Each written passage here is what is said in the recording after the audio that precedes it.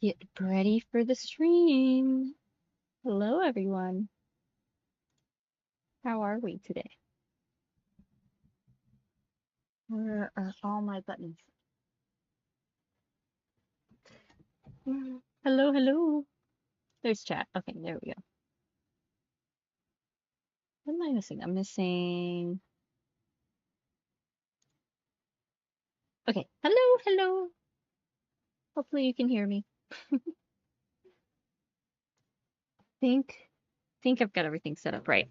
Had a couple last minute things I was trying to make sure were working, but I think everything is. Let's see here. There we go. There we go. I think it's working. How is everyone? Listening. Yep, yep, there's that. Where's the... See if we can get BGM on. Let's see. Oh wait, my headphones. Headphones. Doo-doo-doo.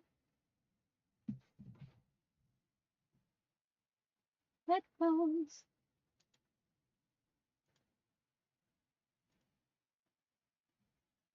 I don't do the headphones. I don't want it to... It worked earlier. Why is it not working now? Hello, everyone. Are you guys ready? Are you guys ready? We're gonna do some story time, reading some fiction. It's gonna be great. It's gonna be fantastic. I just want to get my BGM started. Let's see here.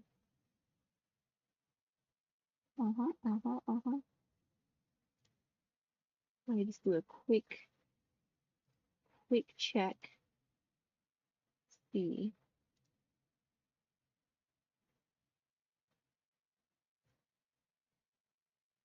Oh wait, I know. Here we go. Okay, there we go.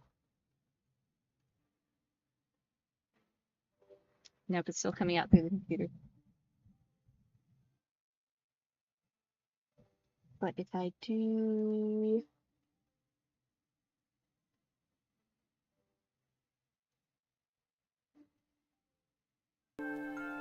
Now you can't hear it. Oh, there we go. Okay. There we go. Now it's in my headphones. And you guys can hear it too? Turned it down just a little bit. Can't tell if it's too quiet. I think that's good. I think we'll start with that. We'll start with that. Alright. Always scuff at the beginning, but you know, that's how we roll. It's fine. We're pretty excellent. Excellent, excellent. Well, I'm excited. I've been waiting to do this stream for a little bit. I was approached by Cirsova Publishing back like, I want to say at least like a month or two ago. And they offered to share some of their stories with me to read on stream to you guys as a way to help introduce you guys to more of their fiction. So I was all for that. And also this will be a great way for me to practice my reading and my talking. I would like to be better at speaking, I guess, like not stumbling over my words, making sure I am nice and clear and crisp. So it'll be good to practice for that. I do have Google pulled up to the side for myself because I'm sure there are going to be times that I will be like pausing for a second to make sure I know how to pronounce a word. So just FYI. I am not the best reader out there, despite all my love of stories. But this will be a good way to practice and a good way to share some stories with you guys. So I'm ready. I hope you guys are too. Without further ado, let's go ahead and let's see if we can introduce... Here, let's see if we can introduce Cirsova Publishing. Actually, you know, I meant to pull up their website. Where's my stuff at? Okay, there's some stuff. Let's see here. Actually, also in the description of the video, there is also links, lots of links for everything. And I'm just gonna run over there to grab the link for the website real quick.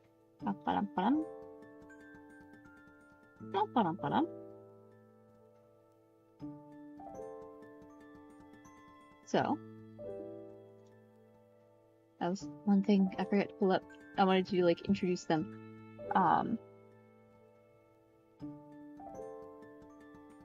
Let's see. Alright, let me move this one over here a second. Here we go. Okay, let's see if I can capture this. 1 second.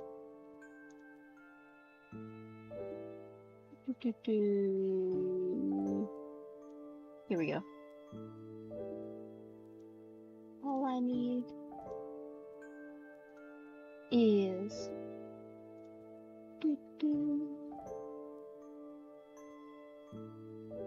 window capture. There we go. There we go.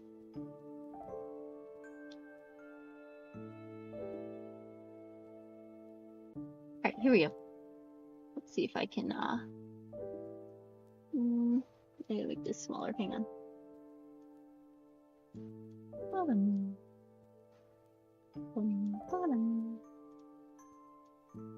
There we go. Okay. Can make this big a second. Let's see. Can you guys see? We've got their website over here, cirsova.wordpress.com. So, if you want to learn more about them, it's right here, link in the description. They were kind enough to post my video to help share it around. So they've got lots of stuff, mailing lists, gaming reviews, there are different authors and everything. Cirsova classics. They've got, actually I have this book, the Cosmic Courtship. I've been meaning to read it. I haven't been meaning to read it. If I remember right, this was a cool, it was like an old story that was like out of print and in like public domain, but they like cleaned it up and like put a cover on and like to distribute it and stuff. It's an old classic pulp. So that's pretty cool. I need to read it. I'm guessing this is what the here, maybe if I read this. The Cirsova Classics imprint is part of our project to find and restore nearly lost works of pulp fiction. The focus of the initial wave of this project was the near-lost, uncollected, all-story weekly era fiction of Julian Hawthorne, son of iconic American author Nathaniel Hawthorne. So, that's one of the cool things they do, is trying to preserve old pulp classics, which is pretty fun. And then they've also got, let me come up here, magazines. So they're already on issue 18, the spring edition. So they've been doing like pulp style magazines for a while now, which is pretty cool. So this one's coming out soon. I believe it's pre-order. Yeah, pre-order. Coming out March 15th. So in a few days. We'll come back to this.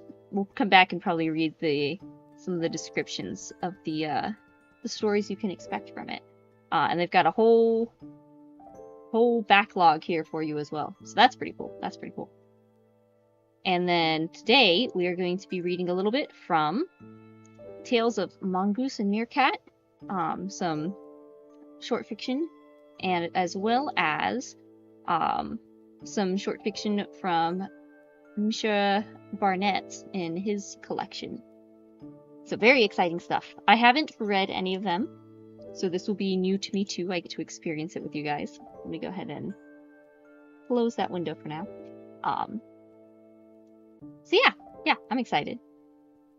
I've tried to get it as cleaned up and professional as I can. Ooh, wait, let me come back to chat. Everyone's talking now. Hello, everyone. Hello. Here, real quick. Hello there, Loopty Lucky. Hello there, Long. Hello there, Stream Guy. Hello there, The Best Badness. 420k. Hello, The Scream Guy. Hello, Alexander. Hello.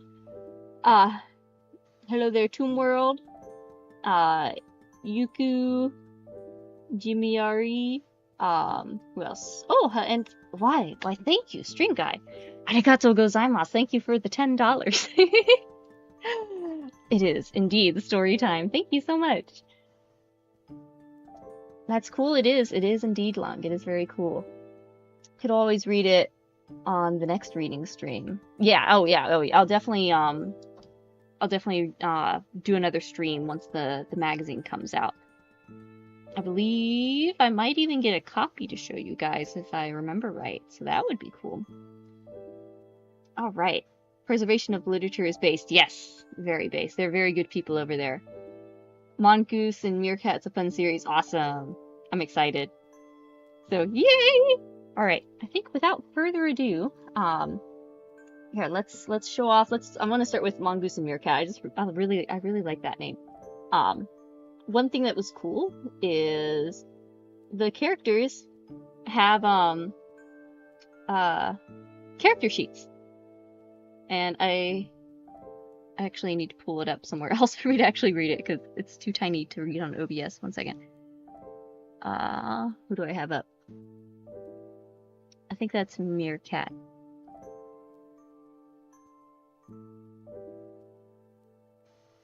Where's the Meerkat? Here we go. All right, let's learn about Meerkat. Character name: Cat. Class: Thief. Level 5. Alignment is neutral. XP is 9,600. Her abilities are 9 in strength, 13 in intelligence, 15 in wisdom, 17 in dexterity, 9 in constitution, 14 charisma. With some different bonuses: +1 to intelligence, +2 to wisdom, or let's see, hit bonus +1, language known +2, save versus magic bonus +2, reaction 1, max retainer 8, 5, 8 mil. Honestly, I've only done a little bit of RPGs, like tabletop RPGs. It's been a while, so excuse me if I kind of trip over how the layout is here, but I figured most of you guys are nerds and you'd enjoy this, so here we are. Let's see, we've got, she's got a sword, a dagger, adventure pack, thief tools, main weapon is a sword, to hit armor class 17, mod, melee, 17, missile, 15. She can climb at 91. Find traps 30. Hear noise 1 through 3. Hide in shadows 30. Move silently 40. Pick locks 35. Pickpocket 40. 10 p.m. Here, so 10 p.m. here, so this is my bedtime story stream. Ooh, very nice, very nice. D&D 5e is easy when you get into a session or two. I forget what exactly I played. I played a bit with my brothers back in the day. I'm not very, like, rule crunchy. I know more like, one time we came up with this game that was like, we were all 5-year-olds, and it was like super simple mechanics, and we just had a very goofy time, which was always fun. Alright, so there we go. So this was cool. They have a little character sheet. So that's Mongoose, or Cat. No, not Mongoose. This is Meerkat, and her name's Cat. So, we got to meet her. Next, we get to meet Mongoose. Let me pull up Mongoose's little chart. Where'd it go? Where'd it go? Come here, computer. Oh, you're on this side. I have 2 screens. I'm getting confused. Alright, so Mongoose. His name is Mangoes, which is cute. Class, Spider-Man. Level 4. Alignment, neutral. XP, 8,000. 16 strength, 9 intelligence, 8 wisdom, 13 dexterity, 14 constitution, 10 charisma. Hit bonus +2, language known -1. Interesting.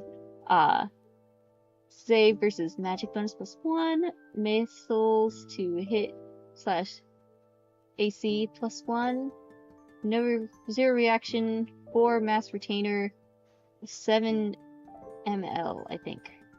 We got class armor 6, hit points 30, movement 120 and 40. Main weapon, also a sword. He's got sword, spear, dagger, adventure pack. Oh, saving throws for death potions, 10, wand, 11, paralysis, petrify, 12, dragon breath, 13, rod staff spell. Doesn't have anything in the thief skills. So hopefully you guys found that interesting. I figured a fun little way to introduce the story would be introducing the characters. So there you go. We got Cat and Mongoose. I think Mongoose. Let me make sure I'm reading that right. Mangoes. Yes. Man goes. That's also how you could pronounce it, I feel like. There we go. Hail Minna, Grug here now. Hello, Grug! How are you? It's been a while. The stats are for BX, if anyone is curious. Okay. Alright, so let me show off the cover real quick before we get into the story. Where is it? Is it this one? Oh, did I? Oh, hang on a second. I was on studio mode. I don't know if the things showed up. Here we go. Did these not show up before? If they didn't, I apologize. I don't think they did. I think I was on studio mode the whole time. Well, they're here now. It's a cute little character sheet I had displayed that I was reading instead of just speaking into the void. Scuff is the name of the game, after all. I want to give you guys a chance to look at it.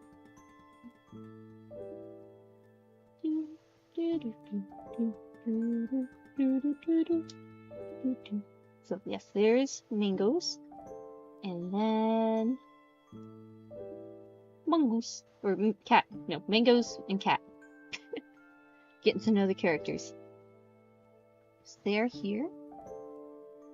I like that the entire backlog is print on demand. As a cool feature. I know, most of the things that I'm reading, yeah, they're Kindle and paperback.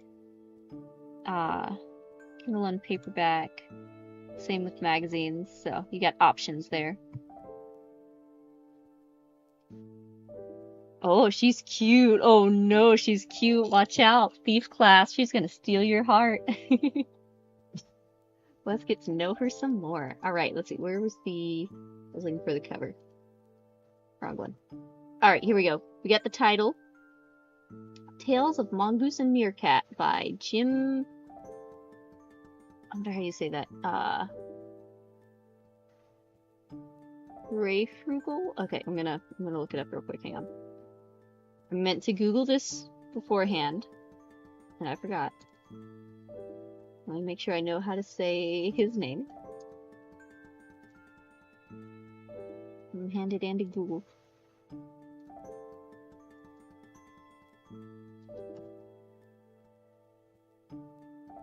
Wait, where? Why is it just showing me pictures of Batman? Oh, okay, there we go. How to pronounce.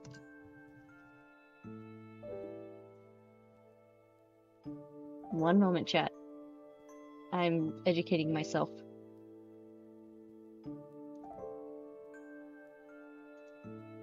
Brayfogle. Brayfogle. Alright, Jim Brayfogle. I'll go with that. Well, made my things disappear. Alright, alright. No races? Races for what? Pictures of Batman are important. Now you guys are just reminding me of saying Howl's Moving Castle quotes in the Batman voice. What's the point of living if I can't be beautiful? Good time, good time. Alright, let's see. Let me make sure I've got... Alright, there we go. So, there's that. Oh, I was still looking for the cover. Cover. Was... Here we go. There we go. There we go. Alright, so we got lovely cover here. I believe the cover artist is... I believe there's 2 illustrators, Dark Philly and Anton Oxenok. It's on the Amazon page, so you can see it there. Yay, congratulations, Minna. Thank you. Thank you. Wait, Minna, got partnership with Cirsova, Grug. No, what Cirsova, but Grug, glad Minna got recognition. Thank you. Yeah, they reached out and they wanted to mutually beneficial project where they give me stories and I get to read them to you. And I get to enjoy stories, so there you go. Alright, excellent cover here. I'll hide it again for now. Alright, there we go. Alright. I believe we are ready, chat. Not too much, no more stalling. Let me get the document pulled up. Alright, scrolling down. And we're just going to dive into the first story. I think is what we're going to do. Just straight in. We've got the first edition of Tales of Mongoose and Meerkat. Are you ready? Are you steady? Are you ready? Alright, I will do my best. Again, I'm not the best reader, but I will do my best. Got my cat and my teddy bear and my warm glass of milk. Oh, excellent, excellent. Alright. Alright, here we go. Okay. The battlefield of... I'm already stumbling. Cires. I think it's Cires.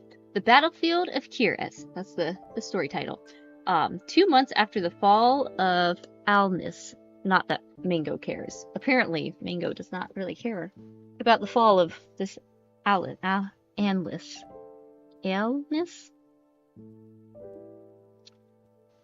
Do you guys care if I, like, spell out the words that I'm struggling with just in case?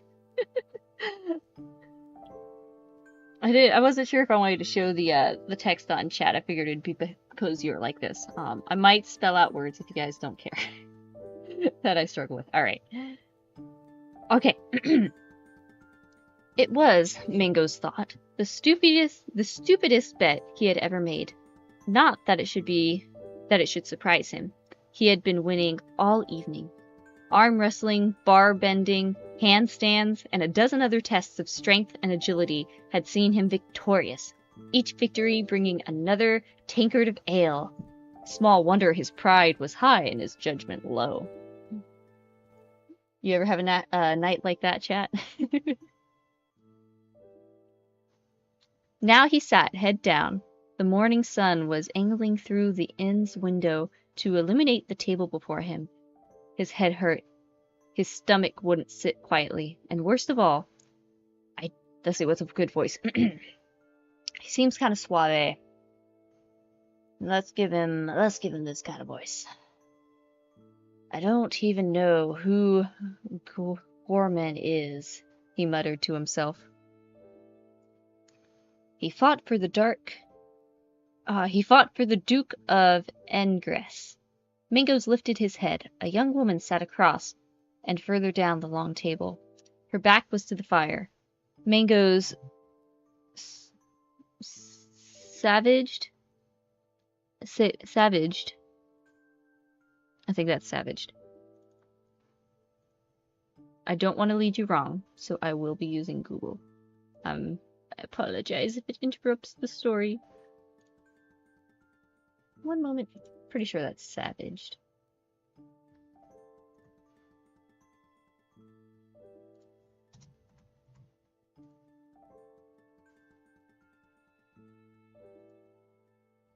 Okay, yeah, I was right. Sorry.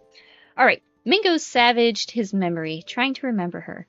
Dark hair, torn clothes. Yes, she had been playing dice last night, and winning.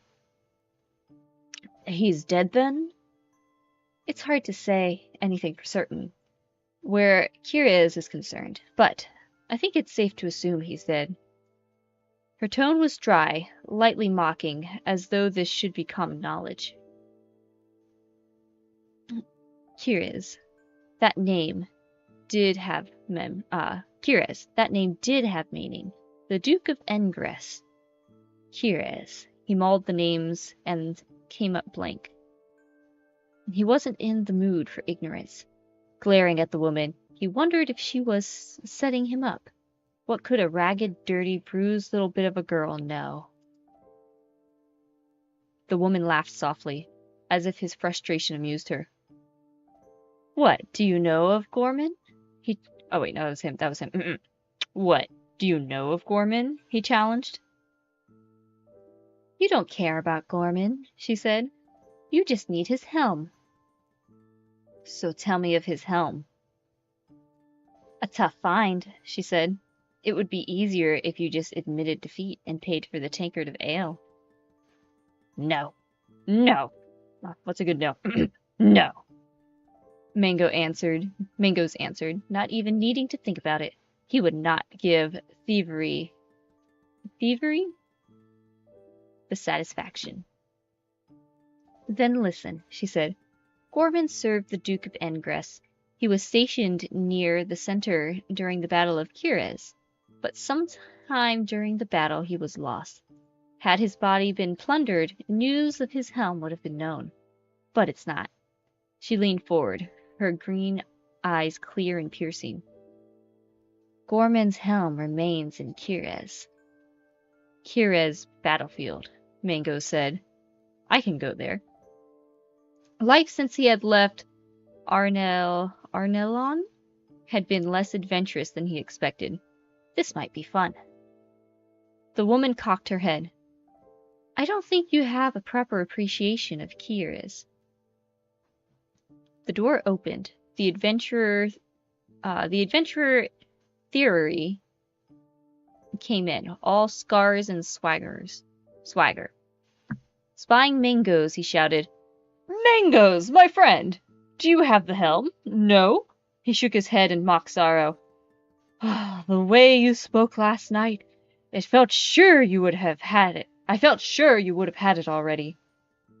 Mangoes winced at Theory's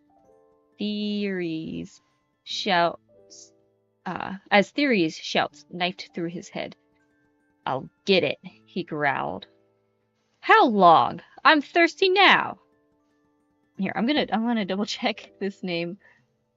It's a different kind of name. Also, let me make sure I'm saying Curious right.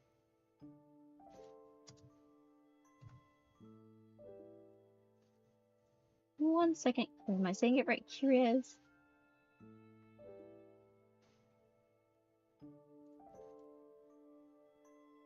Curious. Okay, Curious. I was right. Alright, and then this name. Let me make sure I'm saying this one right.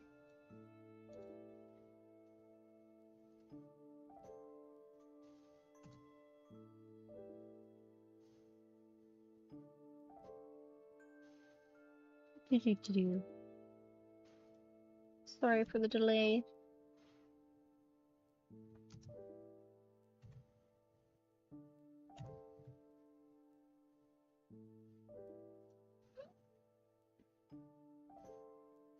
There we go. Okay. Thierry. Okay. Thierry. Not theory. Thierry. Like Thierry. Thierry. Okay, I'm gonna do that when I come to words at the beginning. Alright, let's see here. So we got a nice little opening bit here. Alright, made it. I'm a little late, but I'm here. You're fine, Luke D. Lucky. We're just getting into it. Also, hi, the banana dealer. Hi, people. Hello. We are just starting the story. We've got an adventurer who had a little too much to drink and made a bet that might be a little hard to fulfill, but I'm sure it's gonna be good. All right, we got Curious and Thierry. Okay, Thierry is the name of the adventurer. Thierry. Alright. Let's see. Tiere roared with laughter. Maybe you want a drink too? The thought made Mangoes queasy. No. Good, because there's no ale for you until you bring the helm of Gorman. He towered over Mangoes as he said more seriously, Your tricks didn't impress me last night, and I'm not impressed now. You want to make a name for yourself? Poof! He sauntered across the room and shouted for the barmaid. Mangoes ground his teeth, knowing Thieres shouted on purpose. Mangoes knew he was stronger and faster, and Thieres chose this bet to embarrass him. He wished he had realized it last night. I will not lose that easily. Dun dun dun. Tiere. That's how you say it, Tiere. Right. He leaned towards the woman. He spoke so low that Tiere couldn't hear. Do you know where Kires is? She nodded. He'd be damned if he let that Tiere get the better of him, even if it meant asking this woman for help. Will you help me? She didn't answer, just looked at him, sizing him up.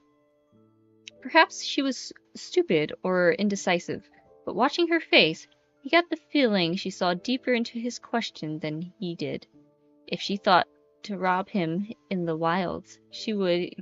If she thought to rob him in the wilds, she would get a nasty surprise. Yes, she said finally. I will help you. Good. What's your name? Cat. How soon can you be ready to leave? Gorman's helm hasn't moved in 60 years, Cat said. I'll take a few minutes to clean up. One should look one's best when beginning a project. Mangoes sighed. I'll wait outside. He blinked when Cat joined him a short time later.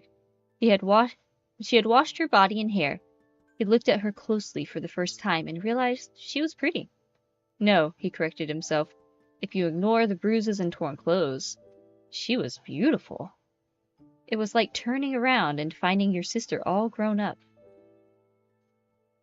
His headache had subsided, and he felt foolish standing in the middle of the road, ready to drag this woman on his quest to find the helm of a fallen hero. Perhaps it was the ridiculously small stakes involved. I mean, it's only like whatever pint, not a pint, but some beer. All of this for, I guess not really all of this for some beer. It's really all of this for a man's pride. Morning, Minna. Good morning, Captain Clawhammer. And hello, background noise. Good to see ya. Now let me get a little sip of water. If you're just joining us, we've got a man, Mongoose, and a woman, Cat, who are on a quest to get the helmet off of a fallen hero from a battlefield, so that he can win a bet and save his pride. Here we go. Let's see. Where was I at? Alright. If you give me directions, I can find it, he said. Cat rearranged the small pack she carried. If it were that easy, somebody else would have found it. We'll need to stop in Engres. I want to search their archives. She started down the road. With 2 long strides, Mangoes caught up with her. I'll make it up to you. Give me half your winnings? Mangoes felt his face turn red. No, that wasn't what I meant. He fumbled for words because he didn't know what would be fair payment. He gathered his dignity and said, I am a great adventurer. If you were, you wouldn't need to say it, Cat said. Although, she added before he could protest, you showed good skill, if not judgment, last night. Who was she to judge his skill? Mangoes wondered.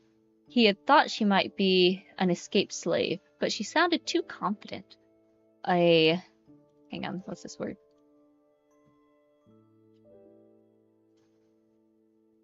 Bum, bum, bum, bum.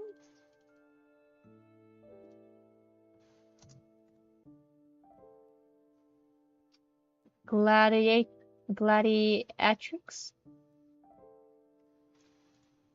I think it's gladiatrix. Okay, I was right. Gladiatrix. Ah.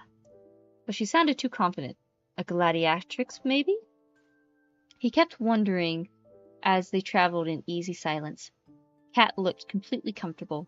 She kept a good pace and didn't stop or complain. She seemed content in her knowledge of him, which made him wonder if he had said things last night he couldn't remember. Maybe she was a good judge of character. Maybe she didn't care. But he liked her company, and he was glad she was there, even if he knew so little about her.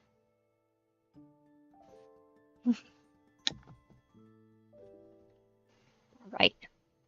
After passing through a couple of small towns, Kat looked completely different than when he first met her.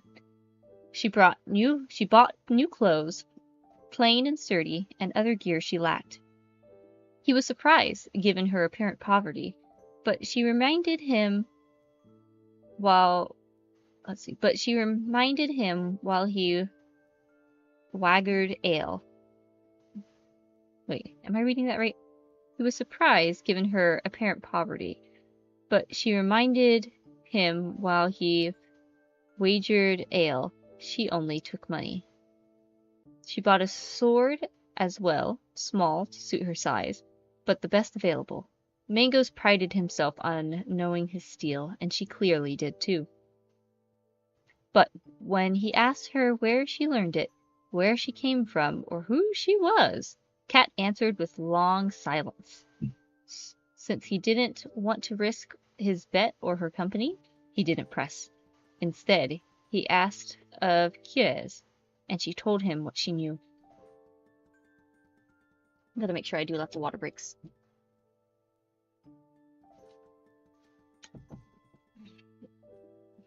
You said Kires was big, Mango said as he chewed. Wait.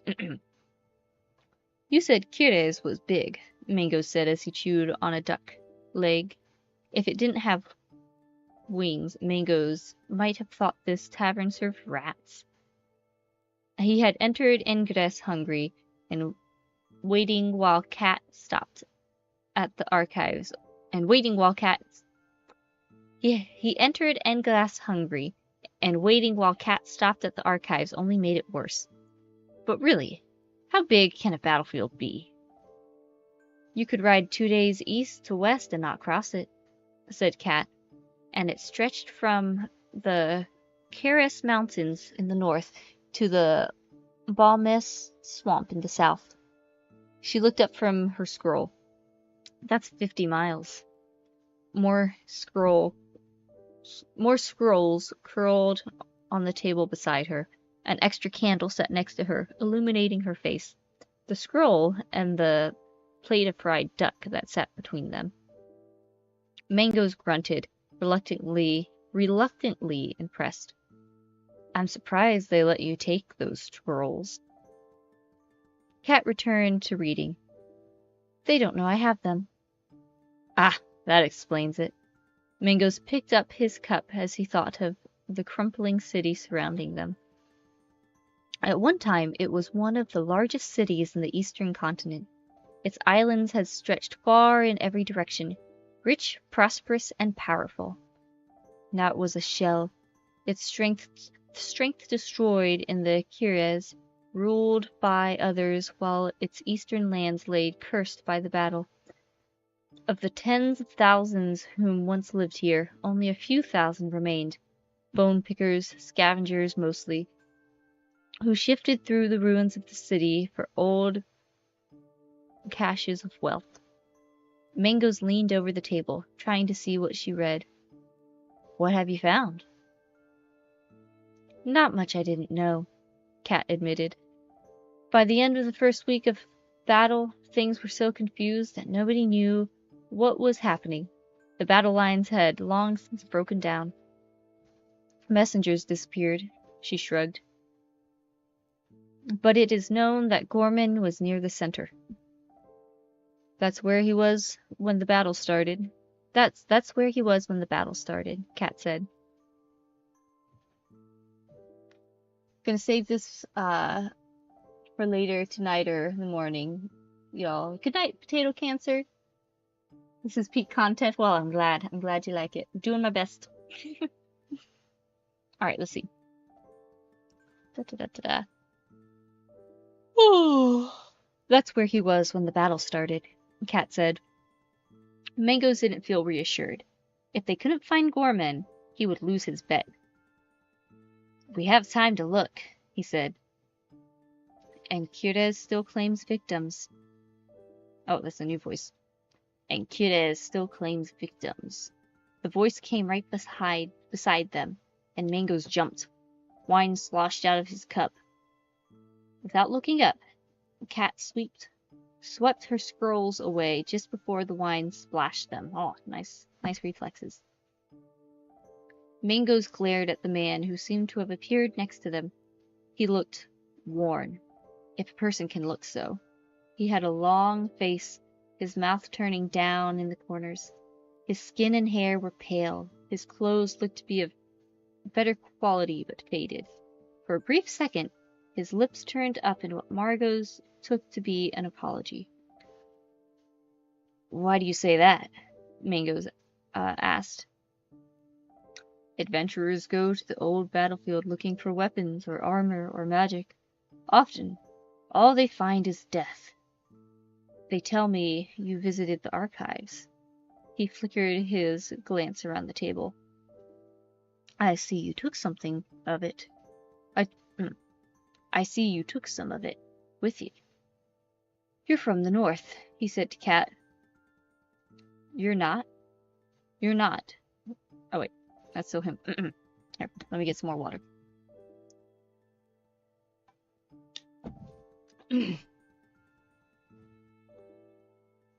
Let's see. You're from the north, he said to Cat. You're not, he told Mangoes. Arnellon.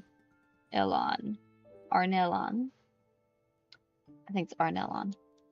Let me double check.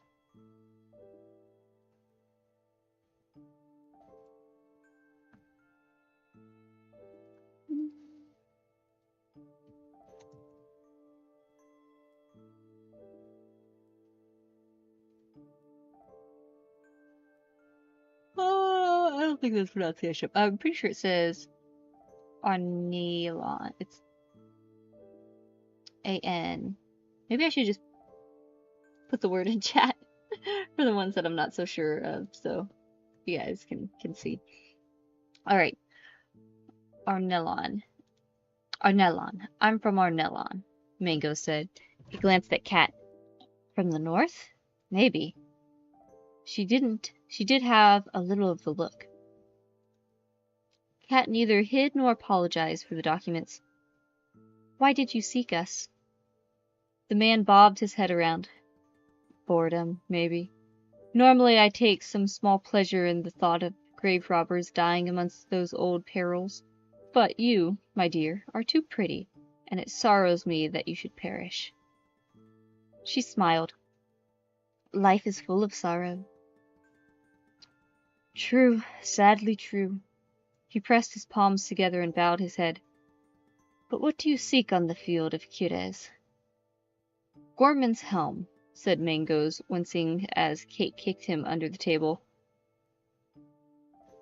Would be nice to find, he added hastily. But we're after Azur's Alzar's Crystal of Sight. Right, let me read that again. Gorman's helm, said Mangoes, wincing as Kate kicked him under the table. Would be nice to find, he added hastily. But we're after Alzar's Crystal of Sight. Kate might have mentioned it sometime as they traveled. It sounded familiar. Oh wait, okay. I'm messing this up. I thought it was switching around. It's all Mangoes. Let me try again.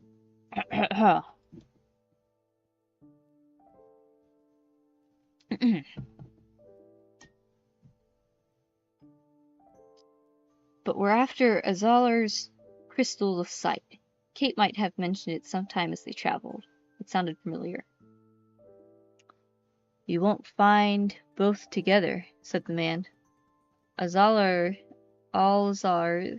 fought for Balmis at the north end of the field. Gormand, of course, held the center of Engress, a dangerous position. Do you know, said the man, artifact hunting is a very dangerous pursuit? A kind of mad glitter came into his eyes, as if the idea excited him, though otherwise his expression did not change. Mongoose did not answer, and neither did Cat. The man stood motionless. After a long silence, he said, I buy antiques and artifacts from Cures. I buy them all.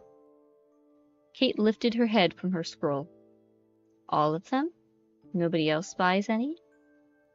Nobody else employs street urchins with sharp knives and stealthy ways. Mango set down his duck leg. He frowned. But before he could do more, Cat said, I'm not sure if we're being warned, threatened, or just talking. Words are words, said the man, and not to be confused with knives in the dark. Mangoes tried to puzzle this out. Who are you? He asked. Forgive me. I am Carl, dealer of historic artifacts. He stopped talking. It seemed he had no more to say, but he stood looking at them. Mangoes waited for him to leave, but he remained standing. Finally, Mangoes said, Why don't you hunt artifacts for yourself? We all hunt them in different ways. Mangoes had no answer and fell silent. Carl stood, watching. Cat returned to reading. Mangoes picked up a piece of duck, toyed with it, held it up for Carl to see. Want some? Thank you, no. Well then, off you go.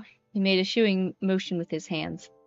Carl, dealer of artifacts and curiosities, do not forget. That was the guy saying it. Carl, dealer of artifacts and curiosities, do not forget. He seemed to glide from the room. Anything I said drifted back to them. Oh, do not forget. He seemed to glide from the room. Anything I said drifted back to them. An odd man, Mango said. Cat stared at the door. Odd, she agreed after a moment.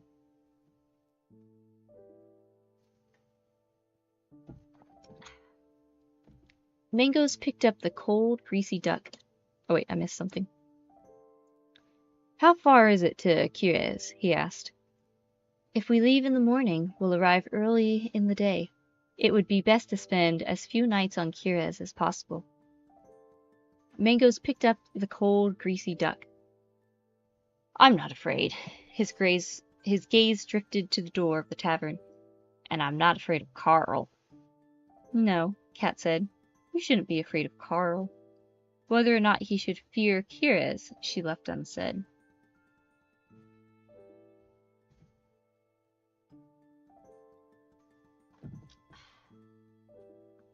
Alright. Let's see here. The road passed out of silent, crumbling Engrass City into the silent, desolate country. The fields were a jumble of brambles and stunted trees. Here and there, a homestead anchored a small farm. Gray clouds cast an ominous pall all over the land. But it did not rain. The stone pillars that rose waist high marked their way. At first, Mangoes thought them making stones, but closer inspection revealed some still had rust mountings and occasionally the remnants of gears and chains attached to the top.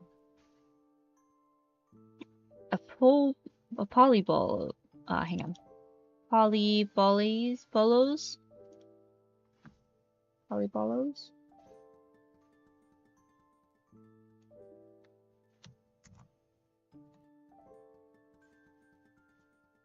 I'm gonna double check.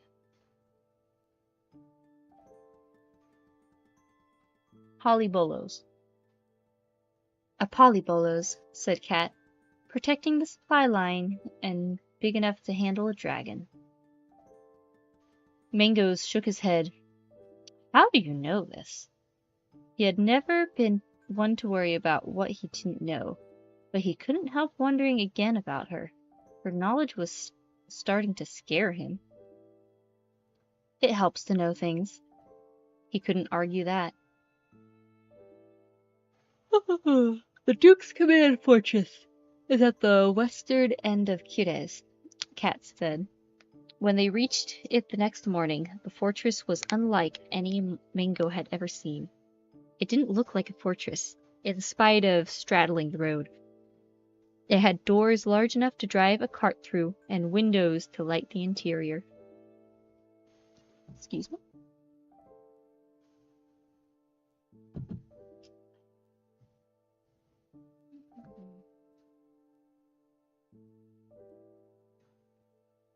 Oh, sorry. Oh, let me yawn. Okay, here we go.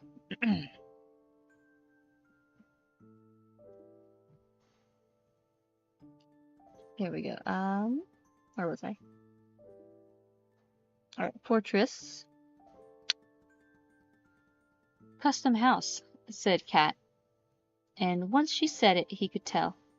The road passed through the half-barrel tunnel.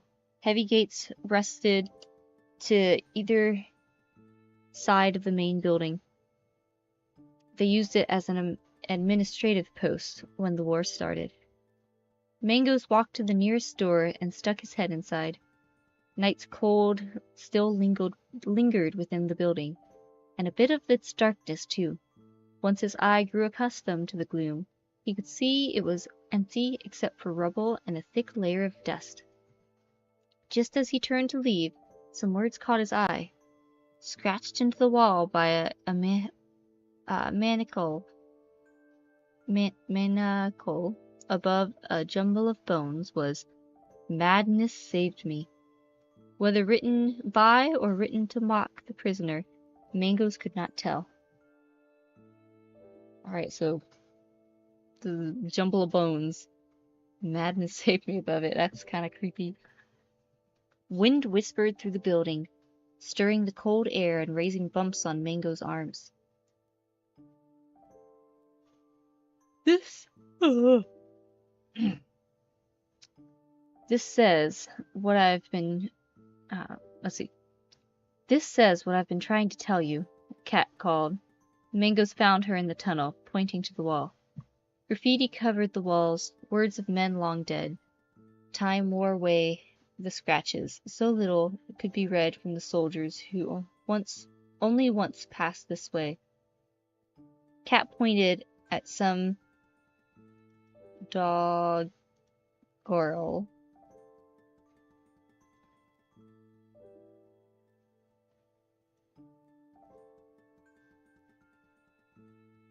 Hang on, let me see how to pronounce this. Doggerel. Pointed at some doggerel that survived. Should you venture past this gate, grid your weapons and hope will forsake, for Kires demands blood and gore, and death shall feed it evermore. Kires sounds like a beast, not a battle, said Mangoes. Now, Kate said, you're beginning to understand. Walking to the end of the tunnel, Mangoes looked out over Kires, trying to imagine what it must have been like during the battle. A seething mass of soldiers, fighting as far as you could see, punctured by fire and magic. So different from the quiet, undiluting land before him. It would have been mud and stone instead of grass and scrub brush. Death shall feed it evermore, Mangoes snorted. Superstitious. Which is undoubtedly what is still killing people. What do you think is killing people? Traps, stray magic, restless spirits, unbanished demons, Cat said, and artifact hunters. A carnival of death, Mango said. He tried to laugh, but a shiver ran up his spine. What happened to the Duke of Engres? He took the last of his men and rode into Cires. What? He didn't come back? Let me check this word. Bamis?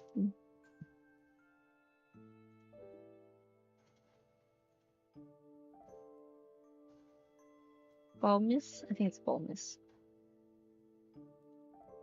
Bulmus. Bulmus didn't send his head home? Cat didn't answer, and Mangoes didn't need one.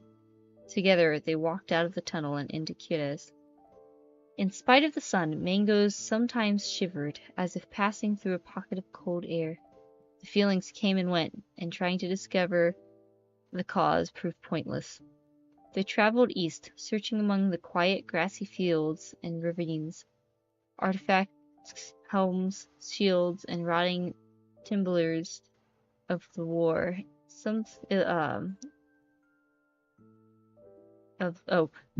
Rotting timbers of war engines littered the path. Sometimes, rarely, they passed a cairn. Remembered their humanity and honored a fallen comrade. But these were inevitably pulled apart, their contents plundered. Noon came and went without any clue to Gorman's helm.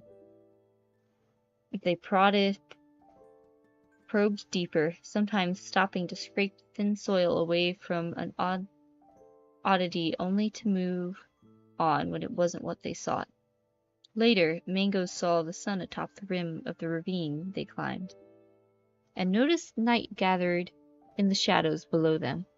It would not be long before it crept out to cover the entire land. They should find a safe place to spend the night.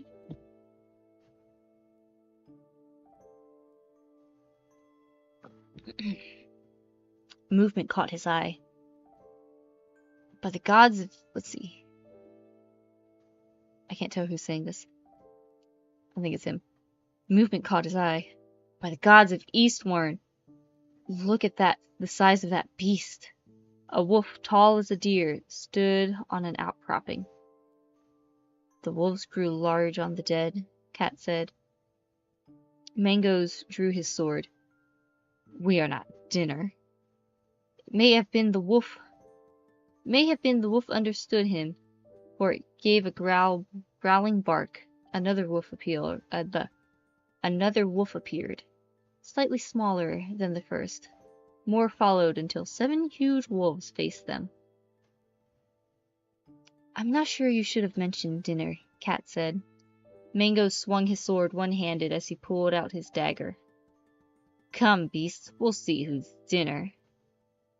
One of the smaller wolves darted in, head down, and snapped at his leg.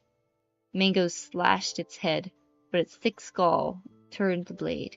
The wolf retreated, bone visible atop his gray head, and blood pouring through his fur. 2 more dashed in, one from each side. Mangoes thrust at once, while Cat lunged forward to stab the other. The rest of the pack swarmed over them, snarling and biting. Mangoes buried his dagger hilt or deep into one, but its body still knocked him over it and tore the weapon from his hand.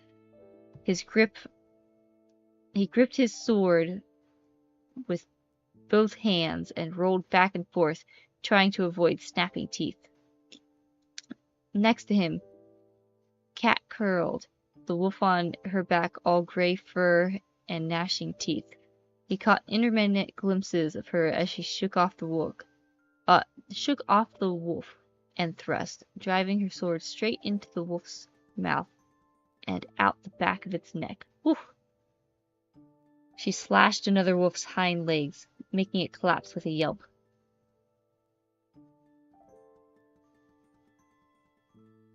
Whew. Teeth and tongue flashed, filled his vision. He raised his sword. The wolf was too close to thrust or swing. He turned the weapon so that the wolf bit down on the edge. It worried the blade, tearing itself badly before realizing the sword was tearing itself badly before realizing the sword and backing away. Mangoes stood, glancing around.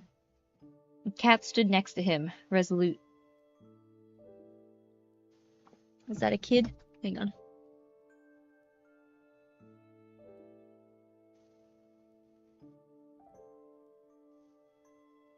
Yeah, I'm gonna do a quick check on the kids. Hang on a second.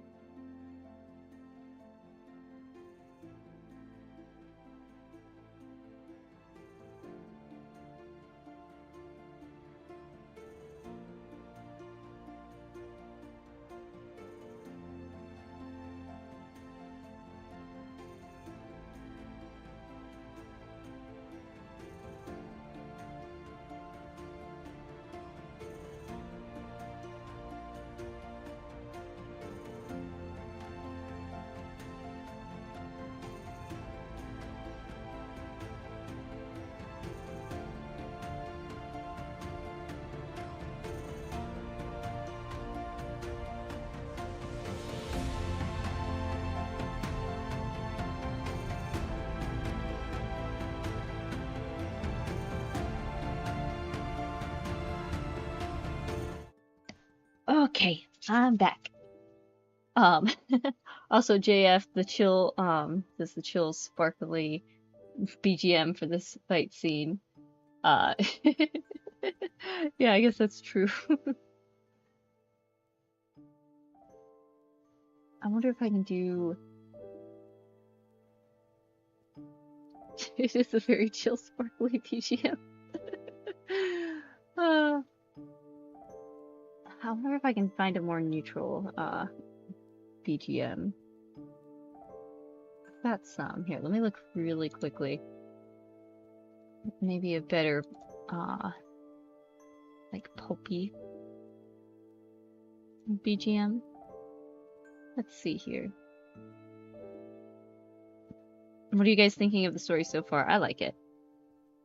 We're getting into some action here. I like how mysterious this Cira is. Oh, got the hiccups. Hiccups, hiccups. Where'd my thing go?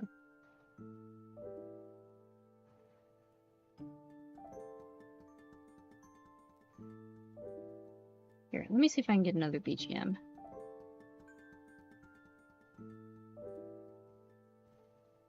Or should I...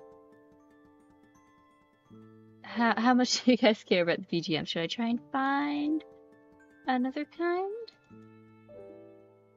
Or just turn BGM off?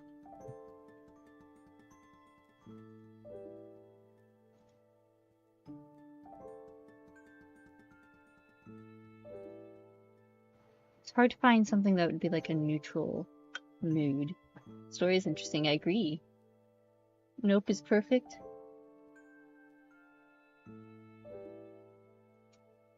I found another one that might be nice, but we'll leave this one for now. Alright, let's get back to the story. I gotta... Oh man. Oh, maybe... Oh, I really want to drink coffee because I already brushed my teeth. And I'll need to sleep later, but... Man, you guys, random side note. Sometimes, especially if it's in the afternoon and I'm trying to read to the kids, you know, just a storybook, and I'm sitting there on the couch, like, reading, and there's been times that I'm, like, falling asleep, and I can hear myself saying, like, just random words as I'm, like, half asleep trying to read, because the sleepy just hits hard, especially in the heat. So I'm trying not to do that.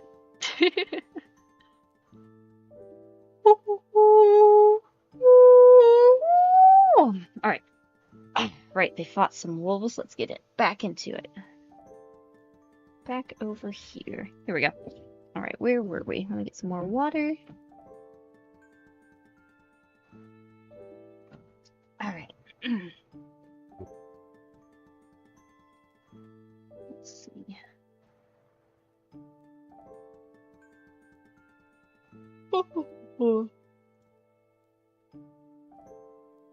Oh my god. Let's see here. So they killed the wolves. If anyone's just joining us, we got a story about two adventurers. Cat and Mongoose. Or Mangoes.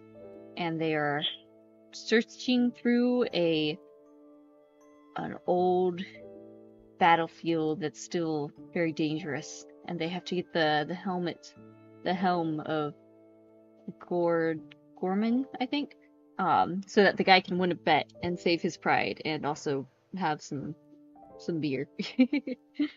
All right, let's see. Teeth and tongue filled his vision. He raised his sword, and the wolf was too close to thrust or swing. He turned his weapon so the wolf bit down on the edge. It worried the blade, tearing itself badly before releasing the sword and backing away. Mango stood, glancing around. Cat stood next to him, resolute. 2 wolves lay dead. 4 others bled. The pack leader stood on the outcropping, watching. Care to go again? Mango said. The pack leader lowered its ears and bared its teeth, but gave a sharp bark. One of the wounded barked back, and the leader growled. The wounded wolf gave a little whine. A chorus of tiny yips and howls burst from the cluster of rocks. Oh, oh, there's a nice illustration here. I didn't have the picture prepared, but there's a nice little illustration of them fighting the wolves here. Here, I'll do a quick screen cap. Hang on a second. I think I still have it. There we go. Ta-da! Nice little screen cap there. Nice little illustration. I'll put that back. Alright. Fighting the wolf! A chorus of tiny yips and howls burst from the cluster of rocks where the wolf had first appeared. A litter of pups followed, tumbling over each other. The wounded gathered around them, guiding them up the ravine, nipping and growling to keep the pups moving. The pack leader snarled, pacing until the rest were gone, then vanished after them. "How's your back?" Mongoose asked. "Fine," Cat said. "I think it just tore my jacket." Mongoose nodded. "That went surprisingly well," he said. He stopped himself from saying, "didn't do anything stupid," and substituted, "fought very well." They had fought well together. "Thank you," she said. "Let's find some place to rest that doesn't have wolves," he said, "and we can look for Gorman's helm in the morning."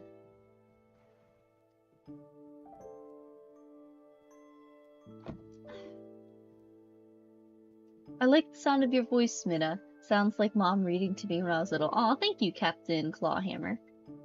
I'm glad you can enjoy it. My mom read a bunch to us too, so always good memories of being read stories too. Let's see. By the time Mongoose reached the ridge, the sun had just dropped below the horizon. It lit the western sky, but to the north, another glow, previously drowned by the sunlight, backlit a higher ridge. Mongoose pointed it out to Kate. "Maybe it's a conference of spooks." She snorted her disbelief. "I wonder what it is." He grinned. "Let's find out." Except for the strange glow, it was fully dark when Cat led the way to the top of the ridge. "What is it?" Mongoose said as he hurried to catch up. "Not spooks," she said. Several miles away, a column of fire rose to the sky. Flames spiraled up to where the clouds took an orange glow. "A tornado of fire?" Mongoose said. "A fire-nado? But it isn't moving." "Unbelievable." Awe-twinged Cat's voice. She shook her head slowly. "The records didn't mention that." Mongoose nodded. "Most magic is tricks and sleight of hand. This is incredible." Dicing is sleight of hand," Cat corrected him. "Magic is something else entirely." That should keep the wolves away," he said. "Let's go warm our hands." It took longer than Mongoose expected to climb the series of ridges and trudge through the valleys. Finally, the fire-nados glowed above the last ridge, and he heard its crackling roar. The air grew dry. Mongoose wiped his brow, drew a deep breath. Cat caught his eye, smiled, and pressed ahead. "It'll keep the wolves away, I'll grant you that," she said. The heat hit Mongoose as he climbed onto the ridge, making it difficult to breathe. Wind rushed past him, drying his sweat, but not cooling him. The fire-nado roared on the opposite ridge and bathed the whole valley in orange light. The ground reflected the glow back. Hundreds, maybe thousands of bodies still lay where they fell, mummified. Their armor had been burnished by the heat and wind. Nothing grew, for the firenado carried away all the dust, leaving only stone and hard baked earth. I wonder how long that thing's been going. Dang.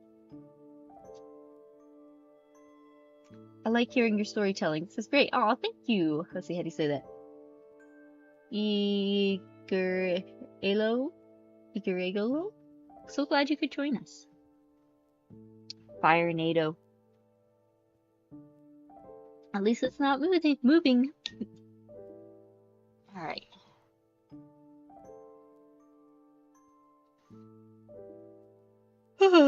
Mangoes licked his lips. If the helm is down there, I'll for sure need a drink. The cat drew her hair back. I don't... Her voice cracked. She swallowed. I don't think it is. The center is further south. Mangoes shaded his eyes. What does it burn? Nothing. It's magic. It must burn something. That is a major magical disaster, she said, still staring at the firenado. An accident. She paused. Maybe not an accident, but magic done beyond the boundaries of control. It must be burning something, Mangoes insisted. Ah! It must draw its fire from another dimension. Somewhere in another universe is a whirling vortex of cold. Cat looked at him, something like surprise on her face. He couldn't tell if she thought him brilliant or ridiculous. Perhaps, she said thoughtfully. She turned to leave, but Mangoes stayed. There, said Mangoes, the words scratching his dry throat as it came out. A pile of bodies lay near the bottom of the valley. Men had died by the dozen there, and that meant a hero. That mound of bodies. Who is that? Cat came back beside him. We're too far south, she said. It can't be Gorman. How can you be sure? I'm going to look. Cat did not answer, nor did she follow. She stood, her face orange from the firenado as he turned to investigate the bodies. The wind pushed him forward. The heat radiated so strongly he thought he could feel his skin redden. He stepped, with exaggerated care, over desiccated corpses. Everything he did slowly, deliberately. We got another illustration here. Hang on. Here you go.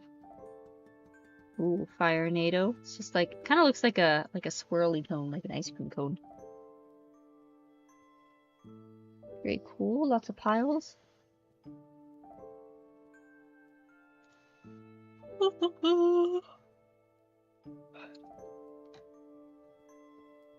He thought he heard words, but over the wind and the dull roar of the firenado, he couldn't be certain.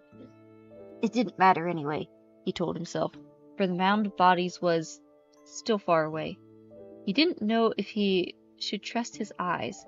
The hot air might distort distance. He stumbled, and a few steps later stumbled again. The body in front of him grinned through shriveled lips. His eyes had been vaporized. Mangoes wondered if enemies had killed the man, or the firenado. He blinked, and his eyelids scraped across his eyes like sandpaper. He couldn't think clearly. Why was he here? How had he come to be kneeling next to a dead man? What was Kate saying? Kate's hair whipped past her, and she held up a fold of her cloak as protection against the heat. Mangoes wanted to say something, but as he opened his mouth, she lifted her other hand and squirted water from her flask. It went into his mouth and over his face, stinging his eyes.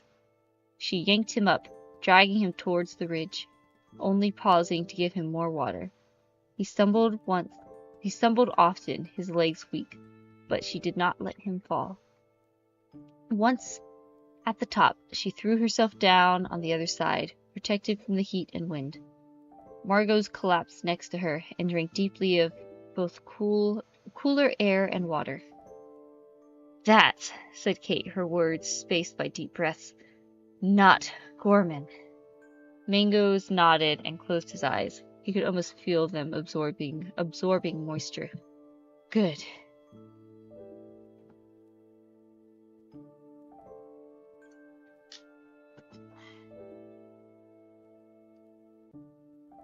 Sorry for being behind. It's alright. They found a firenado. They're still looking for Gorman's helm. Firenado, a small firestorm, probably. Well, it's also magic. Some sort of giant magical fire column. From a battle that's been probably long over, so. I wonder how long that firenado was there. Alright. For 2 days, they worked their way south and east. Mangoes complained of troubled dreams. The feeling of other beings crowded into his head at night. Cat admitted having the same feeling. During the day, Mangoes often saw things at the edge of his vision, but they vanished when he turned his head. He did not mention them because he didn't want Kate to think him foolish. They saw and avoided many hazards, but did not find Gorman's helm. Here, said Mangoes. We must be near the center. This is where Gorman would be. The ground was flat, but riven with cracks. At places they could see hints of the old road, at one point even the foundations of a bridge, but only grass grew for miles around. In spite of being flat, the ground was lumpy and uneven, treacherous to walk on. When Mangoes rubbed his foot across the grass, it pulled away. The soil was thin over a rusted breastplate. He took a step and felt something crunch as he put his weight down. Armor or bones, he could not tell. Heroes do not die common deaths, said Kate. Look for something more than this. Mangoes nodded, walking forward, sometimes slipping when the grass slid off an old skull, sometimes crunchy through rusted armor or weakened ribs. He stepped on someone everywhere he placed his feet. Who's that? Kate said. Mangoes looked up in time to see 2 men, unnoticed earlier, disappear in a crevasse. Oh, hang on, how do you say this name again? Oh, we got a little plot twist. Hang on, let me make sure I got this word right.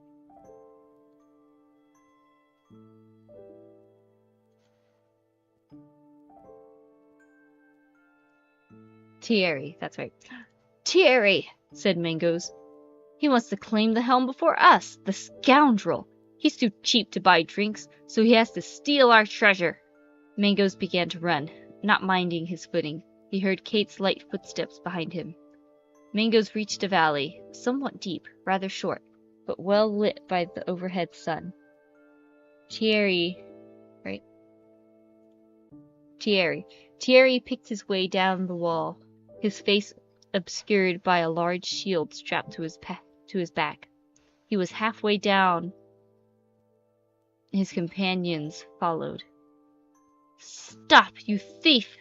Shouted Mangoes, only to be answered by laughter. Look! Look, said Cat. She pointed at the far side of the valley. Gorman! A body in white armor lay under an overhang. It lay as though placed there, on its back, gauntleted hands folded over its chest, helm placed carefully next to its head. You thief! Shouted Mangoes as he threw himself down the wall, scrambling to catch up with his former drinking companion. He took chances and moved quickly, but it was apparent Thierry had too much of a lead. Thierry reached the valley floor.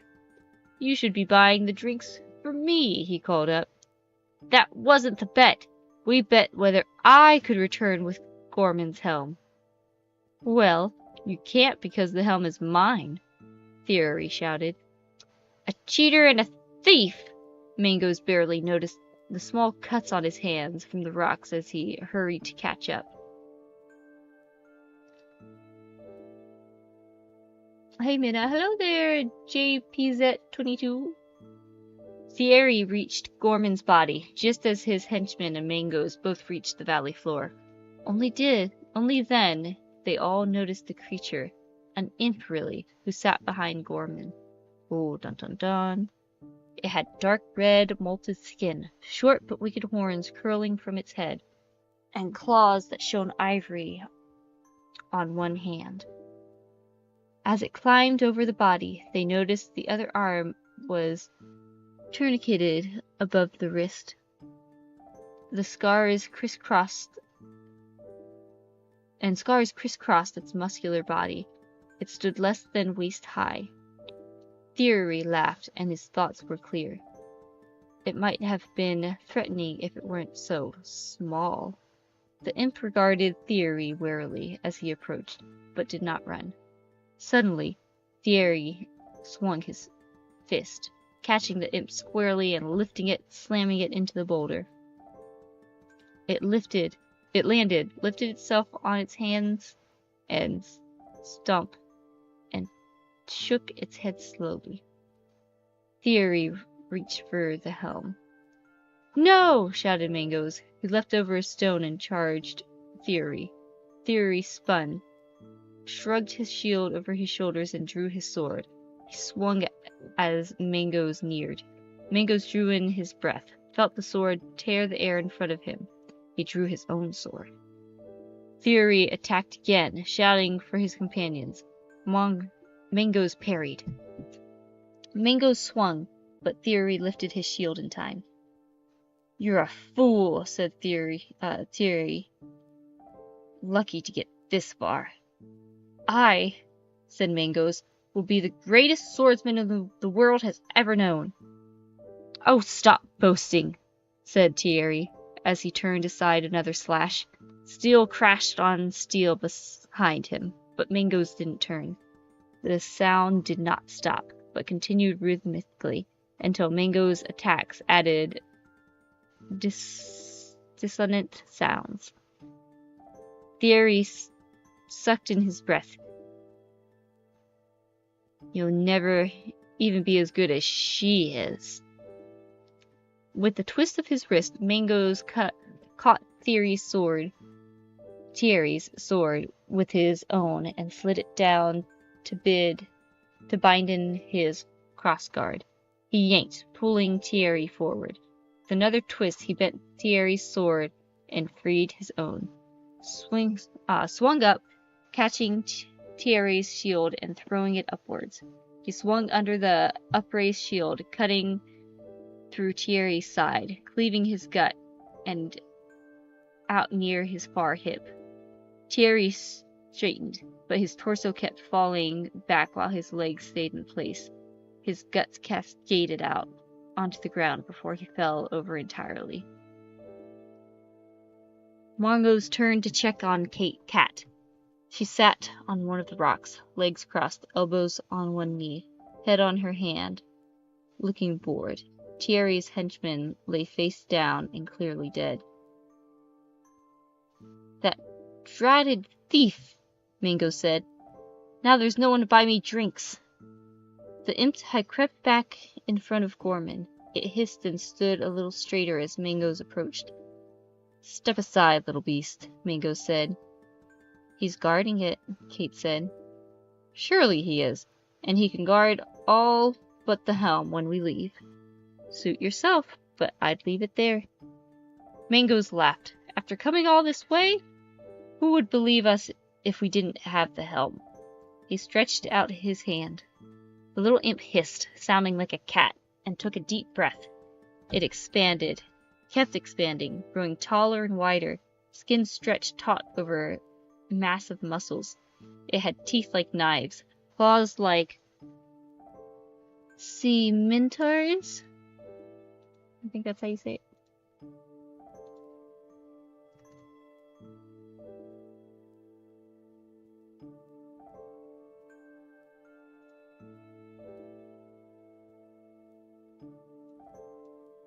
Scimitars. Claws like scimitars. Sparks crackled between its horns, and a tongue of fire licked from its mouth. No longer an imp, a demon towered over them. Now it sounded like the roaring of a lion. "Hey!" Mongoose shouted as he jumped back. With its one hand, the demon picked up a large rock. It held up the rock and crumbled it like a piece of dry cheese. It can take strong, Mongoose said. Maybe, should I say Mongoose? I've been calling him Mangoes. Do I need to say Mongoose since he's Mongoose? I'll go Mongoose. Alright. I can take strong, Mongoose said. The demon blew fire just far enough to make Mongoose move back. "Hey, that's not fair!" he exclaimed. The heat reminded him of the firenado, and his mouth went suddenly dry. "That," said Cat, "is a good reason to leave the home behind." The demon rumbled agreement. "It's guarding Gorman," Cat continued. It won't bother you if you don't touch the helm." "Not the helm," Mongoose said. "Maybe the gauntlets?" The demon held up its hand and snapped his claws together. "Not the gauntlets either," he sighed. He brightened up at the thought. Well, Thierry wasn't going to buy drinks anyway. He sheathed his sword and backed further away. As Mongoose backed away, the demon seemed to relax. It tore off Thierry's head, tossed it into the air, and caught it in its mouth on the way down. Whew! Mongoose turned away and started to climb out of the valley, trying to ignore the rending and crunching sound. He soon felt very good about not taking the helm. You knew it could transform," he said. "I would say to ask how a demon got here," the cat said, not admitting anything as she climbed next to him. "But I don't want to disturb its lunch." The crunching sound began again. She smiled. "You can't win every bet." "No point going back now. Thierry is dead and I didn't get the helm." "There's always treasure," Cat said. "Always adventure." We didn't even get the helm," he repeated. "Our first time," she said. "We'll get better." He paused, thought of the travel, the danger, and the lure of treasure. "Did you have anything in mind?" "A jewel that was lost?" She laughed, shook her head. "Why ruin the pursuit with the goal? Sooner or later, we'll come to the treasure we most covet." Mongoose grinned. "Then let us pursue without asking what we chase, and when we catch it, let us chase again." The end of this first story. Very fun introduction. Oh, I gotta stay awake. Oh, reading makes me sleepy. Oh. Just looked at the blurb online. Mangoes probably either means either mongrass or Ingle. I don't even know how to pronounce those. Mongas or Mongeese. Mongas or Mongeese. You don't have to apologize. I know you're helping. I just struggle. That's a me problem. It's okay. Mongas or Mongeese. I will have to ask which one's the proper one from the people that wrote it. Mongoose, he was a thief or a warrior fighting Thierry. So Mongoose, he didn't know a whole lot about the land and the battle. Cat, she knew a whole lot, and she was kind of guiding him. He had made a bet while he was drunk And so, he was supposed to go get the helm of Gorman. And so he ended up meeting her and taking her along. Went into the spooky valley. We don't know a whole lot about his background. Doesn't want to give up on adventuring. Doesn't sound like he really comes from anything particularly. So that's a little info. Oh no, can't let the sleepies hit. Ah! Can't let the sleepies hit! What do I do? What do I do? Maybe I need to do, like, wake up super early in the morning and do reading streams instead of at night, because, it makes me sleepy. But I promised I would read you 2 stories, so that's what we'll do. Alright, let's go ahead and switch over to this one. And again, in the description is a link to the collection of Tales of Mongoose and Meerkat, Volume 1, Pursuit Without Asking. Oh, that's kind of ties into the story, where it's like, it's the journey that matters. So, very cool stuff. If you want more of that, link in the description. It is $2.99 on Kindle. Can't beat that price. Or $14.99 on paperback. Alright. Now. Nice, I like the story. Oh, I'm glad you enjoy it. I'm glad you enjoy it. I liked it too.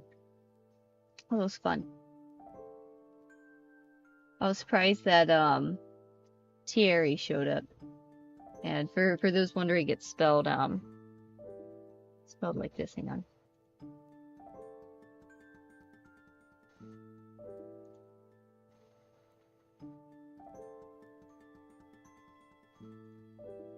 There you go. This is how it's spelled. Have to go raid the bookstore. Make the to be read pile taller. Only up, no down. Insert the graph meme where it's like numbers go up. Book pile only ever goes up. Oh, I like the French battlefield. It was really interesting. And like how all the bodies and like things slowly like moving over top of it, like the grass kind of growing over top of the skulls and stuff.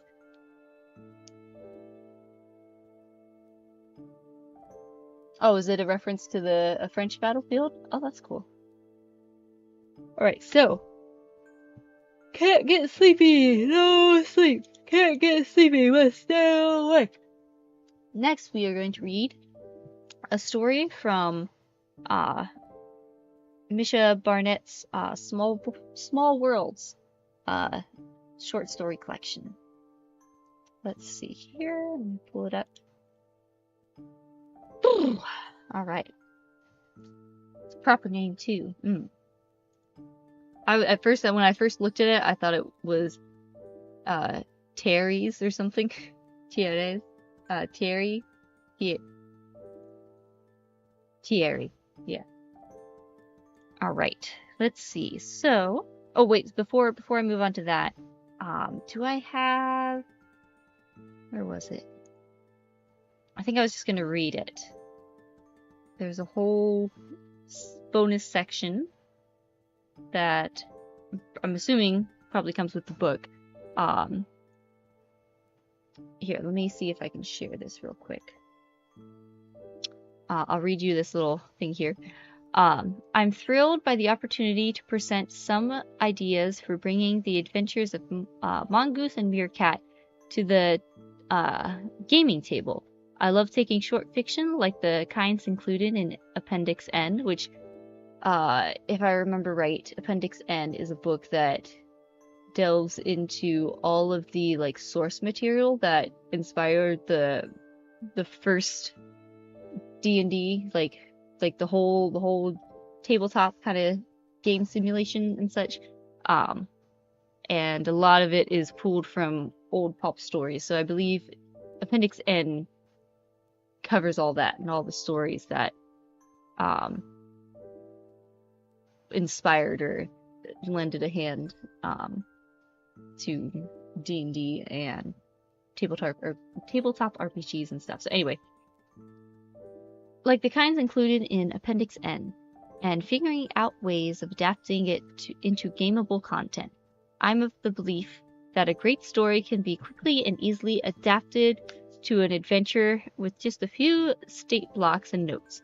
Those who have followed the Cirsova blog over the years have seen a few proof-of-concept examples, such as the one-off I ran based on Basil Wells' Raiders of the Second Moon or Edgar Rice Burroughs'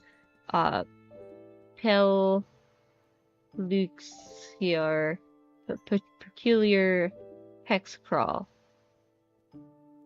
So the contents of this section will not be anything like typical published adventures, modules, settings, supplements, etc. These are guidelines and suggestions to help get you started if you were considering running an adventure based on or inspired by Mongoose and Meerkat. We hope you have some fun with these, and we hope you enjoy Mongoose and Meerkat enough to want to bring them to your table. So I'll just kind of quickly scroll. But I guess it's a way to enter into the world, do some gaming. I'm not really. There's kind of a lot, so. It's quite a bit. But yeah, all kinds of stuff there. So I'm assuming that is included. Nah, don't make that go away. Go away. So there you go. There you have it. Cool little addition to that. I've heard it hundreds of ways, so it probably doesn't really matter. Oh yeah, for the name. TRD. Oh, so they're like D&D characters. I mean, Pulp.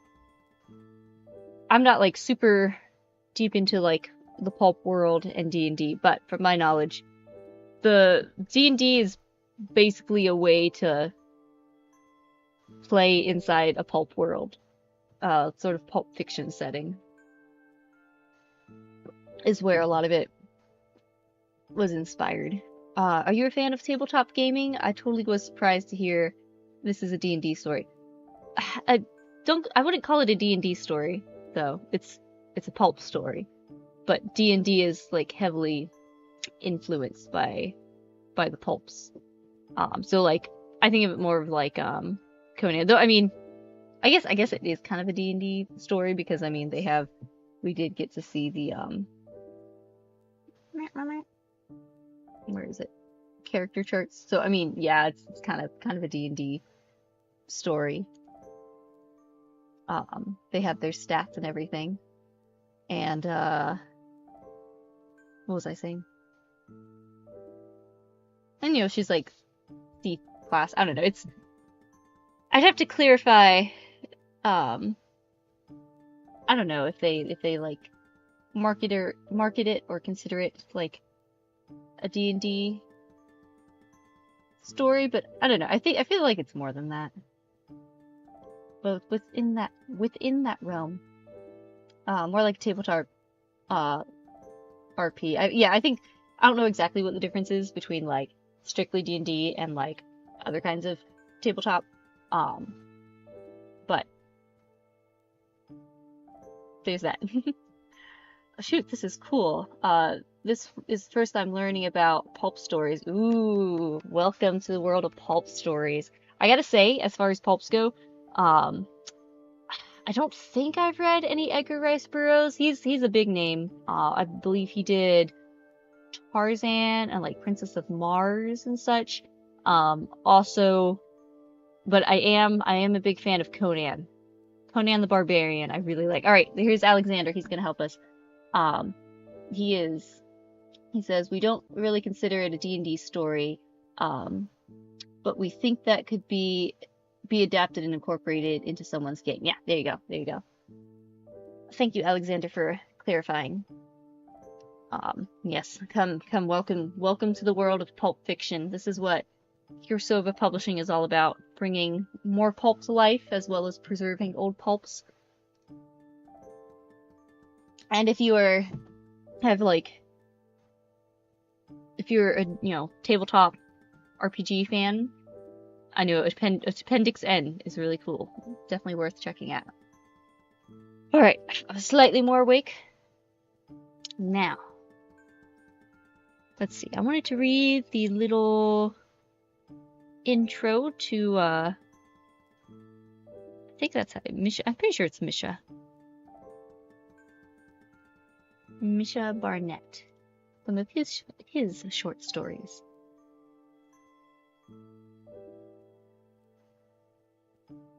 Yeah, Misha. Alright. Let me find the little introduction.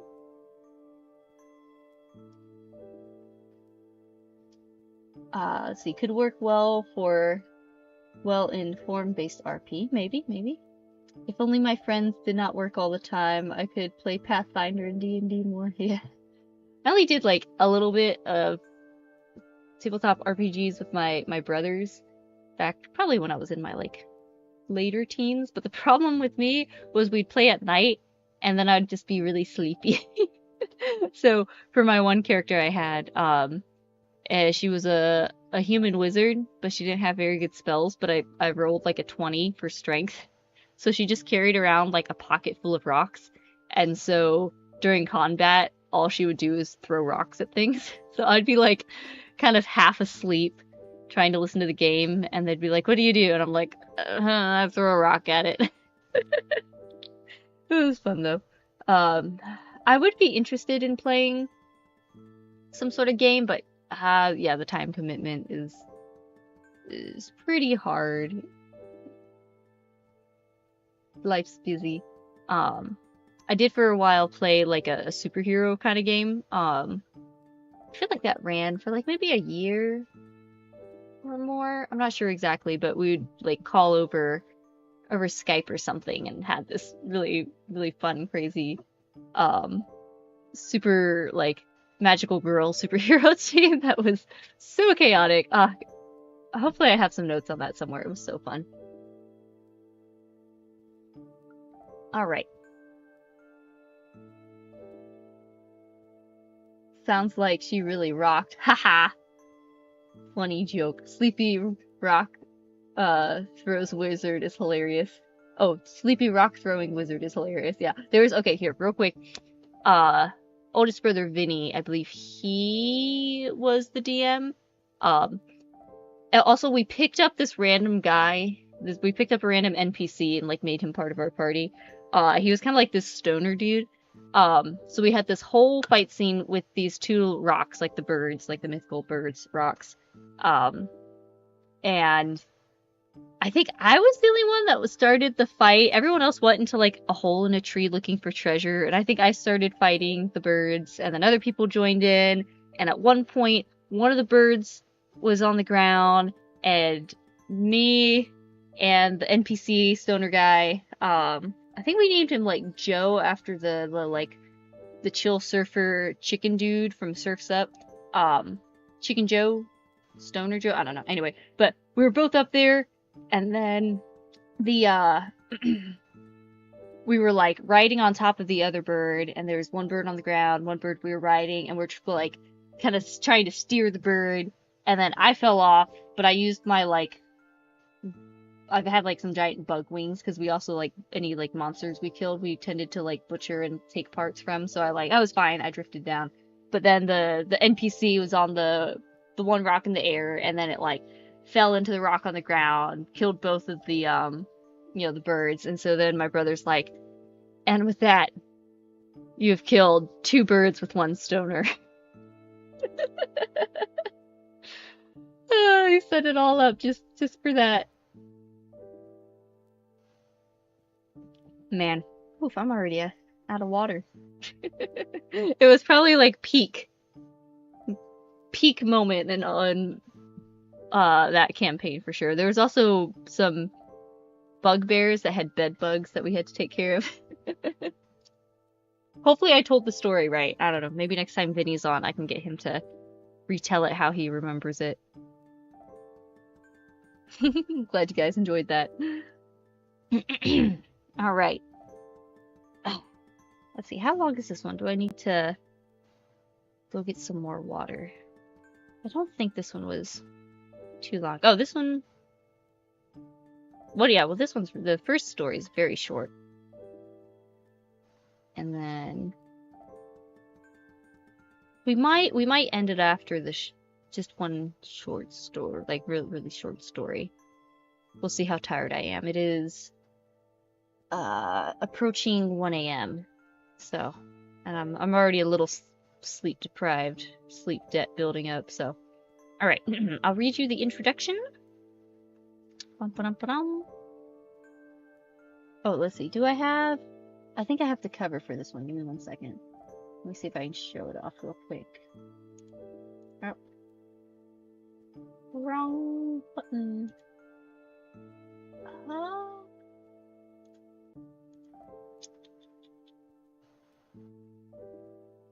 Thought I had it. Hang on.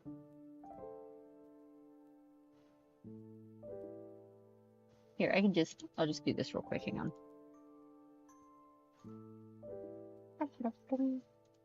Here it is. That's the cover. Small Worlds. There you go. Alright, let's get into it. Introductions. Small worlds, and welcome to them. And my heaven will be a big heaven, and I will walk through the front door. Peter Gabriel, big time. That was a quote. Ours is a culture that adores the... Oh gosh, hang on. There's already 3 words in this first sentence that I would have to take a second to pronounce. Hang on a second.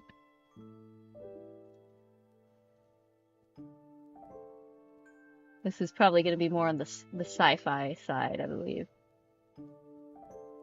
Elephantine, I think? Elephantine. Okay. Ours, Elephantine, and...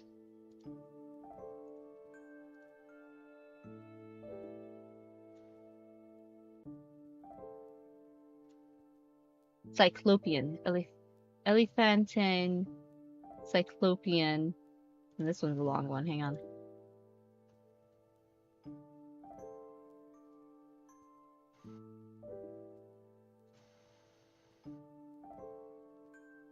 This site is my best friend. Oh my goodness, what? Brobdingnagian. Brobdingnagian. You guys gotta see this one. I don't even, like... Via Elephantine and Cyclopean. I can kind of get those. What does this mean? Is this a funny word?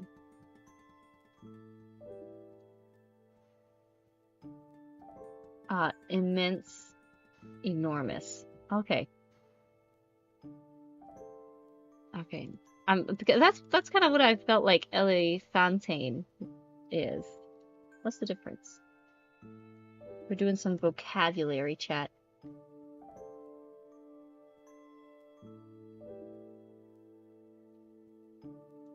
What is Elephantine?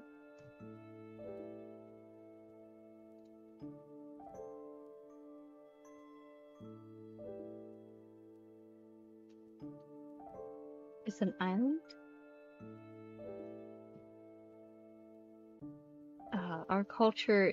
Ours is a culture that absorbs the Elephantine, which seems like a place. It's like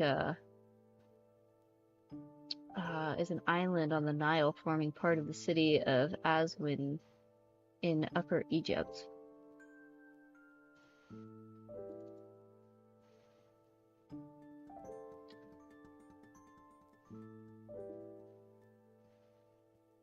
May have to go walk doggo soon, but it's been fun. Oh, thanks. We've got like one really short story left, so let's see if I can squeeze it in for you.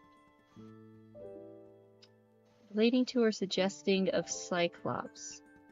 Very big, huge, Cyclopean. Okay, here, let's see if I can... Alright, ours is a culture that absorbs the Elephantine, the Cyclopean, and the... How do you say that again? Brobdingnagian.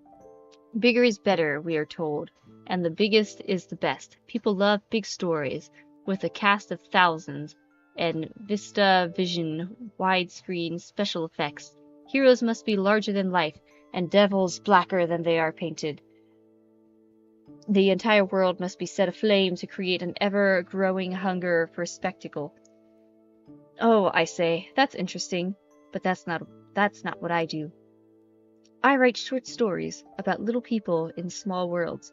That's what you'll find in this collection. In a couple of cases, there are literally small worlds. Fly-speck heavenly bodies far out in space. In others, the constraints are more metaphysical, words bounded by the vision of their inhabitants, and event horizons almost close enough to touch. But one mustn't suppose that the... Oh gosh, there's another one, hang on.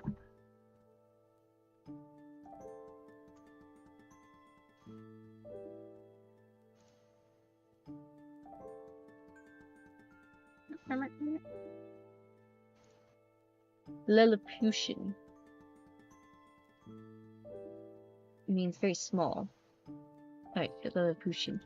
But one mustn't suppose that the Lilliputian character of these stories means that nothing of significance happens in them. Small worlds need saving too. These stories are my answer to what might be called the emptiness of the spectacle. Specular. The trend in Hollywood to expansion is, in many cases, a rarefaction. The volume has increased, but it is not the mass, leading to a decrease in density. What you are left with is vaporous. It's simple physics, really. These stories are my attempt to work in the other direction. I condense. I squeeze down the big picture into a human scale. This is one man, one woman, one family, one community. This is what happened to them, and what they did about it, and how it all came out. This is my 5th collection of short stories. The others each had a definite genre: fantasy, science fiction, horror, magical, detectives. This isn't quite so quantifiable. There is a mishmash of times and places from the present day to the far future. Some contain advanced technology, others supernatural elements. I believe there is, nonetheless, a defining theme. The worlds we make for ourselves are our true homes, and these small worlds are worth fighting for. Aw, this was really nice. I like this a lot.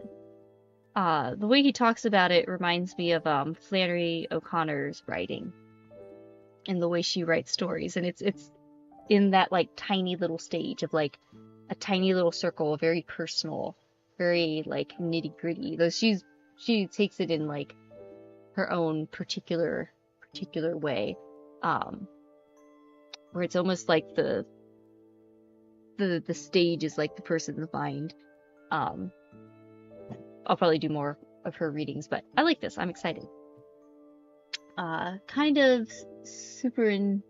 Okay, hang on. I gotta copy this word. I'm bad at phonics, chat. I'm sorry. Hang on.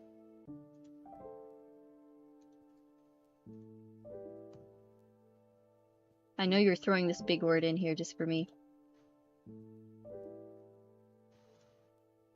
Serendipitous. I know that word. It's hard to pronounce on site. Alright, kind of serendipitous timing that I just finished doing copy edits on another Misha Barnett story for an upcoming issue of Cirsova, as we're about to read one of his here. Oh, nice. Yeah. Oh, Misha's here in the chat too. Hello, Misha. Hello. We're just about to read your story. I'm sorry, I didn't mean to be difficult. No. It's okay. It's me. It's all me. Use the words. More people need to use words like that. That's why I have Google to help me pronounce them. I could guess the meaning of most of them. I'm bad at sounding out words, and so I don't want to like completely butcher them. Usually when I read to myself, I just look at the word and I just kind of see it, and then I don't like say it as much in my mind, but since I'm speaking out loud, I have to make sure I can say it right. But no, it's fine. I just meant that we like big things. Yes, I do. I like this. I like this little bit. I think you have some good points here. So I'm excited. We're probably just gonna read the first little, it's like a little fable. Joseph, a fable. I think that's how you say it. Exciting that you're here, though. Thanks for joining us. Seems like those style of stories, too, yeah. Big words make good training. You must get stronger to defeat the demon dyslexia. Did you misspell demon on purpose? Also, JF. Hello, JF. Do I know you? Alright. Alright. Old spelling. Okay. I think, yes, this will be the last story for tonight. And again, don't forget, links in the description for both of these collections. And very soon will be the new release of Cirsova magazine. There's let's see, a whole bunch of nice authors here. Here, real quick, I'll read a quick little description of no, I'll do that after I finish reading. No, I'll read this now. I'll read the description now, of what's coming up in the magazine, and then we'll read Misha's story, and then we'll wrap up. So, we've got A Quick Laugh with Death by William Drell, investigating the medical blackmail of a xenic fruit magnate leads Vicky Vance to the sweltering planet Verdus, where the locals are beautiful and criminals deadly. We got Titan of Charon, Buke Fletcher, the fighting man from Earth, stranded on Regal, I want to say that's 5, has been hired to find the Titan of Senthon, a lost mechanical wonder that could end his client's war. We got the Jewel of Jolthmurn. Also, I think I'm running out of steam.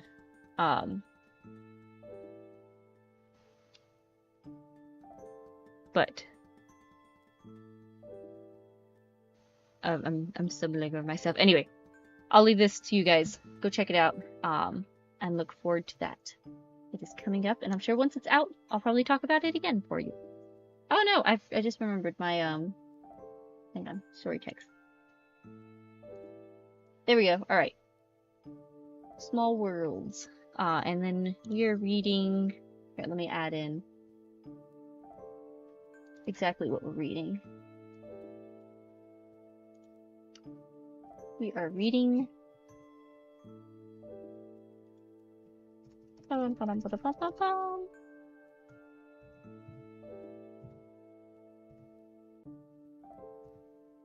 Joseph Abel. Alright, this is what we're reading. Last story for tonight. Alrighty. Oh no, did I sleep through all of it? Oh no, did you fall asleep? You were here at the beginning. No, you missed the one story, and a bunch of talking, but we're about to read the last story, which is a short little one, so it's like 3 pages. It's like 3 pages. It'll be quick. The stream was amazing background while I took a nap. Oh, you're welcome, you're welcome. Alright, here we go. Joseph was eating breakfast. On most mornings he ate breakfast with his wife, but on this morning she was gone, visiting her sister who lived in another town. Joseph was drinking coffee out of a mug that had a picture of a smiling rabbit on it. The mug was chipped, and his wife had urged him to throw it away, but Joseph always refused. Seriously, what's that? We're here to fall asleep. What's the point of bedtime stories? From Minna Mommy, yeah. Minna's the best wholesome VTuber. Thank you, guys. Thank you. A cheerful bedtime story. Oh, no, I hope it's a cheerful bedtime story. We'll see. I didn't, like, pre-read any of these. Let's see. I like to see a happy face in the morning, he'd always said.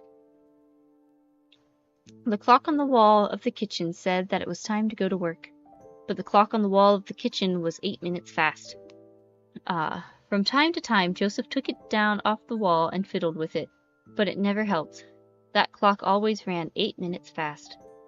There was a knock at the door. It took Joseph a moment to remember that his wife was in another town with her sister, and then he went to answer the door himself. Standing in his doorway were 2 men from the government. Dun dun. One was tall, and one was big. Or maybe one was big and the other was tall. It was hard to tell them apart. They had short haircuts and very neat, very dark suits. They didn't ask to come in, they just came in. Joseph always tried to be polite to everyone, and he knew that it was wise to be even more polite than usual with big men in neat suits who came from the government. Can I help you, sirs? He asked. I have to go to work in a few minutes. No, you don't, the big one said. You are not going to work today. Oh my, Joseph said. Why not? Because you are not good enough, said the tall one. I'm not? Joseph asked sadly. Afraid not, continued the tall one. Oh no, Misha Barnett, what are we reading? Is this gonna be, is this a sad story? Oh no. Oh no. Okay, here we go. Let's see. I'm afraid not, continued the tall one. You're not as smart as the other workers, and you don't work as hard, and you make too many mistakes. You're just not good enough. The big one nodded grimly in agreement. So I'm fired? It's a lot more serious than that, the big one said. We've been watching you for years. He produced a very old piece of paper from his pocket and handed it to Joseph. It was a note from Joseph's second-grade teacher. It read, Joseph is a nice friendly boy, but when he stacks blocks, he never stacks them straight. He also colors outside the lines frequently, and sometimes he even breaks his crayons. I'm afraid that he might not be good enough when he grows up. This good enough phrase is a little ominous, isn't it? The tall one said, let's see, you're not good enough to live in a nice place like this, the tall one said, his face set in an official frown. I'm afraid you're going to have to be sent away. When? Joseph asked, frightened. Right now, the tall one said. The big one nodded again. Joseph looked around his kitchen. There was a tall jar that held the pennies that Joseph had no use for at the end of the day. He had been putting pennies into it for a long time. Sometimes, when he felt sad, he dumped the pennies out on the counter and counted them. It made him feel better, somehow. He'd never spent any of the pennies, but it made him feel better to know how many there were. Just then, Joseph wanted to count his pennies very much.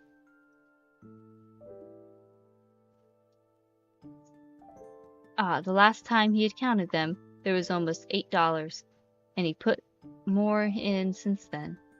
There was probably over $8 worth in that jar now.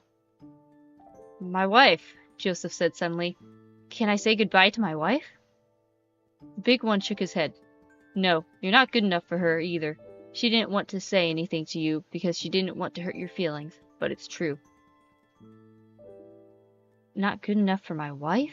Joseph thought about that in his kitchen with 2 government men standing there watching him. He'd always tried to be good to her. On some Fridays, he brought her peonies and put them in jelly jars full of water on the table.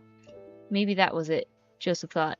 Maybe I should have brought her peonies every Friday, not just some Fridays. Peonies, I think it's peonies. You'll have to leave that here, said the tall one, and Joseph realized that he was still holding his mug with Smiling Rabbit and the chip out of it. You're not good enough for any of these things. You can't even fix a clock right. Joseph sat his mug down on the counter and followed the men outside. My wife will throw it away, he thought, just like she always wanted to. There was a big, dark official car outside. The government men got into the front and put Joseph in the back. How far are we going? Joseph asked. Far enough, one of them answered. From behind, when they were sitting down, Joseph couldn't tell them apart. There didn't seem to be anything else to say. There was a radio up front, and sometimes a voice spoke through it. What the voice said was mostly numbers. Joseph hoped for a while that some of the numbers might mean that a mistake had been made, and the government men would turn the car around and take him home. But then he gave up on that. No mistake had been made. He really wasn't good enough, and never had been. In a way, it was a relief to finally have it all out in the open. He hoped that his wife would get to have a new husband, one who was good enough, and would bring her peonies every single Friday. But then, maybe she didn't really like peonies. Maybe she had just been pretending to like them so she wouldn't hurt his feelings. Someone who was good enough would know something like that, Joseph decided. The car drove beside a huge fence for a long time. On the other side of the fence was a big flat field. Nothing seemed to be growing in the field, just some grass and weeds. It had snowed a few days ago, and there were patches of snow in the grass. The grass that wasn't covered with snow was brown and stiff. The car stopped beside a gap in the fence. The government men got out and took Joseph back out of the back seat and walked him through the gap in the field. It was very big and very flat. All that Joseph could see was the fence and the road beside it, and miles of dead grass with little patches of snow. The government men started to leave. Wait, Joseph cried. What do I do now? The big one shrugged. It was out of his jurisdiction. You'll probably die fairly soon, the tall one said helpfully. There's no food or water here, and it gets pretty cold at night. Then they got into the dark official car and drove back towards town. The ground was so flat that Joseph could watch the car driving away for a long, long time.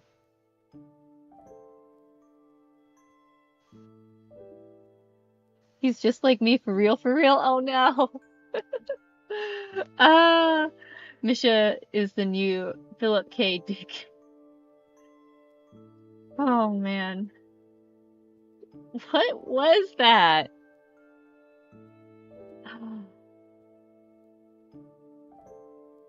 I'm trying to process that. What did he mean by this, bros?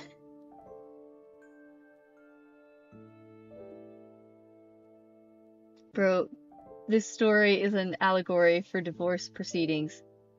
Ooh. Yeah. I kind of figured it spoke to some modern day oh gosh, what are the words I'm looking for? Modern man's experience, I guess. That was so sad. I was so like sad at first because I was like, oh no, his wife is gonna miss him. And at first when they're like, oh, she didn't want to hurt your feelings, I was like, well, they're from the government, so they're probably lying. Moral of the story, get good? I don't know what the moral is. I think it's just it seems like more of a cathartic story? Maybe a relatable story? I don't know. There's a lady on YouTube called the Dadvocate, I think? Like Dad Advocate, where she like calls out toxic women, and tries to point to like struggles that men have, which I'm sure isn't done enough.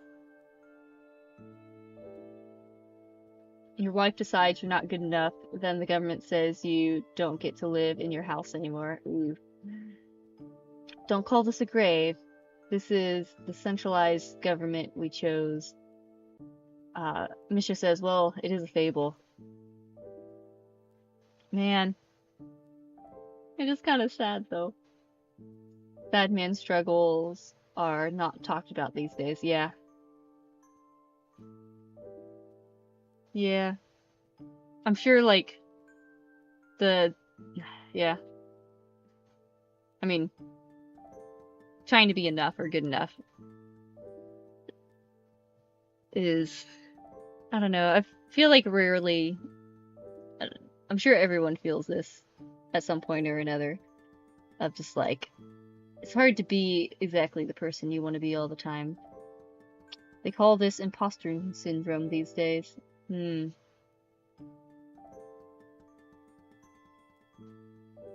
Well, something to leave you to think on. If you want some more fun stories, go check out Misha's book of Small Worlds. I might read some more myself since I get to access the document and read it. Ha ha ha. I got so many books I need to read. Audible's been my go-to since that's how I can actually get most stories in right now. For some reason, people think that if we talk about men's struggles, we will forget female ones for some reason. Don't know why, it's apparently impossible to do both. I think it's a power thing. Only talking about women's struggles, I feel like, is a power play. Try and control stuff. Misha's got some fantastically I know that word. How do you pronounce it? Potent? Is that how you spell potent?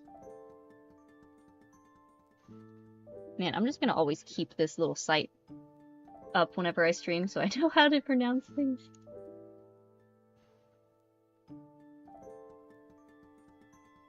Poignant. There we go. Misha's got some fantastically poignant stuff, but the problem is you gotta live in his head for a bit. I enjoyed it. You can, I don't know, you can take the stories and your own sort of viewpoint and kind of see how it meshes, what you can take from it. No, you can't live in here. It's too crowded already. I know. Oh gosh, yeah. All the characters, all the stories, it gets crowded.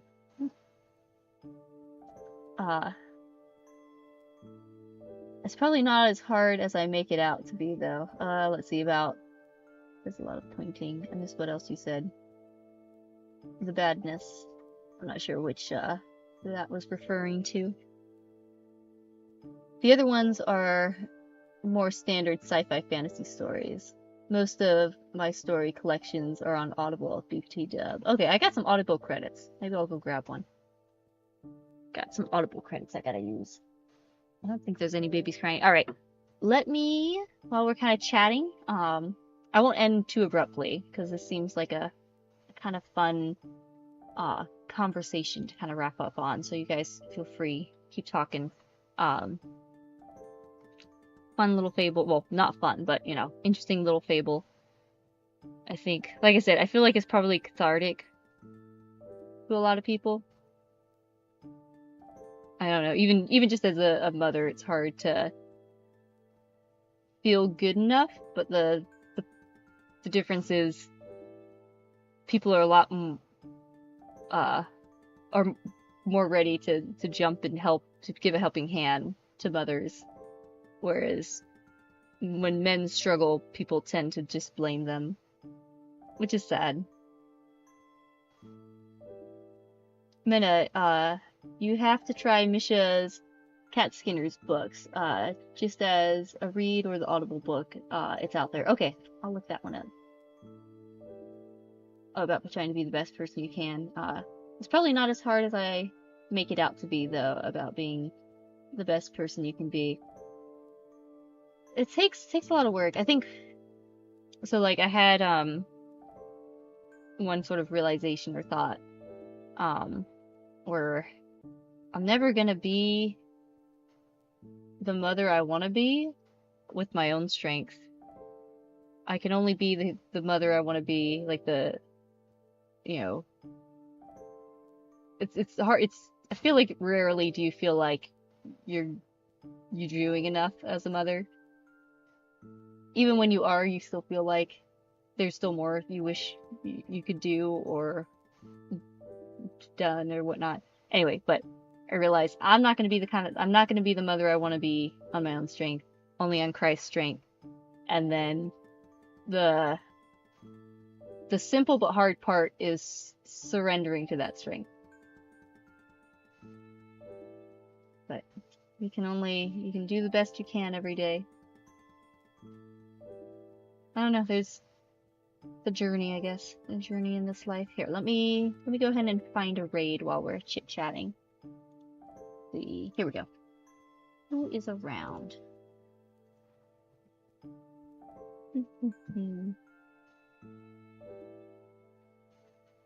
Everyone always, I see people around and then they always disappear. Oh, the Dadficate. Actually, you know what? We're gonna go raid the Dadficate because that's who I was just talking about. And I think this is a great segue. Hang on. She is live right now. Let's go raid her. Her customization. Raid. Let's see.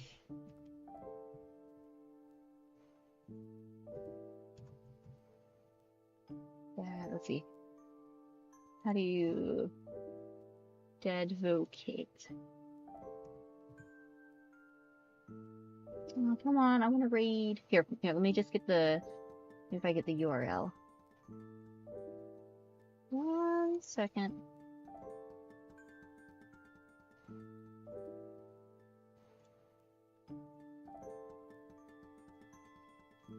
Come on, come on.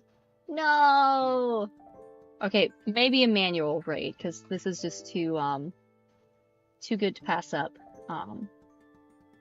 I will just put the link in chat, and then send you guys over there, and we'll just do a little Minna raid.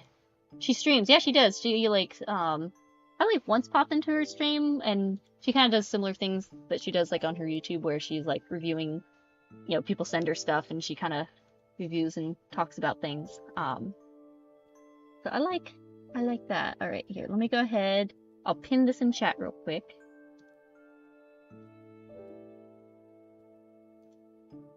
Let's see. There we go. So in just a minute, we'll all head over there and say hi. We can just be like, Minna raid. And I don't know. What's a good, maybe we can do a raid message. What's a good raid message? It was entertaining. Well done, Misha and Minna. Thank you. Thank you. We got to get you on Isha's podcast sometime. Send me the podcast or link it to me. I don't think I've listened to it. Oh, by Isha, I mean, J. Isha Finnery. Here, I'll look it up. Alright, cool. Alright, go back, chat. Missed my window. There it is. Alright, well, I'm glad you guys enjoyed it. I was very excited for this, so, I'm sure I'll do more of these in the future, and they'll hopefully help my speaking voice, practicing reading and such, and we'll grow our vocabularies with my Googles. Alright, let's do Minna raid, VTubers for men's mental health. Here, I'm gonna type in the chat, Minna raid. Everyone we'll just do this. VTubers for men's mental health. There we go. This is what we'll say. I do feel obligated to point out that the other stories in this collection are happier. I'm sure they are. I'm sure they are. I'm sure I'll do another stream and read some more from some of your works. It is just unfortunately a little bit late. It's like 1 a.m. And so I think I should wrap up here. But again, thank you so much for everyone who joined. Thank you again to Cirsova Publishing for this partnership where I get to read these awesome stories to you guys. So again, go check them out. And you'll see more of this for sure, for sure. In the meantime, I will see you guys on Thursday, typically Thursday morning for most people in the US. It'll be my Thursday night. It will be my birthday. And since it's pie day, I will be trying to do a hand cam making a pie. And also I still need to, I want to make like a template of like a birthday card that people can use the template to write messages. And then I'll also review those on stream. So that'll be fun. All right, again, let's do the raid message. Let's go say hi. So we'll all, I'll end stream. We'll go head over there and go say hi to the dad kid. All right, until next time. Stay fresh, my friends.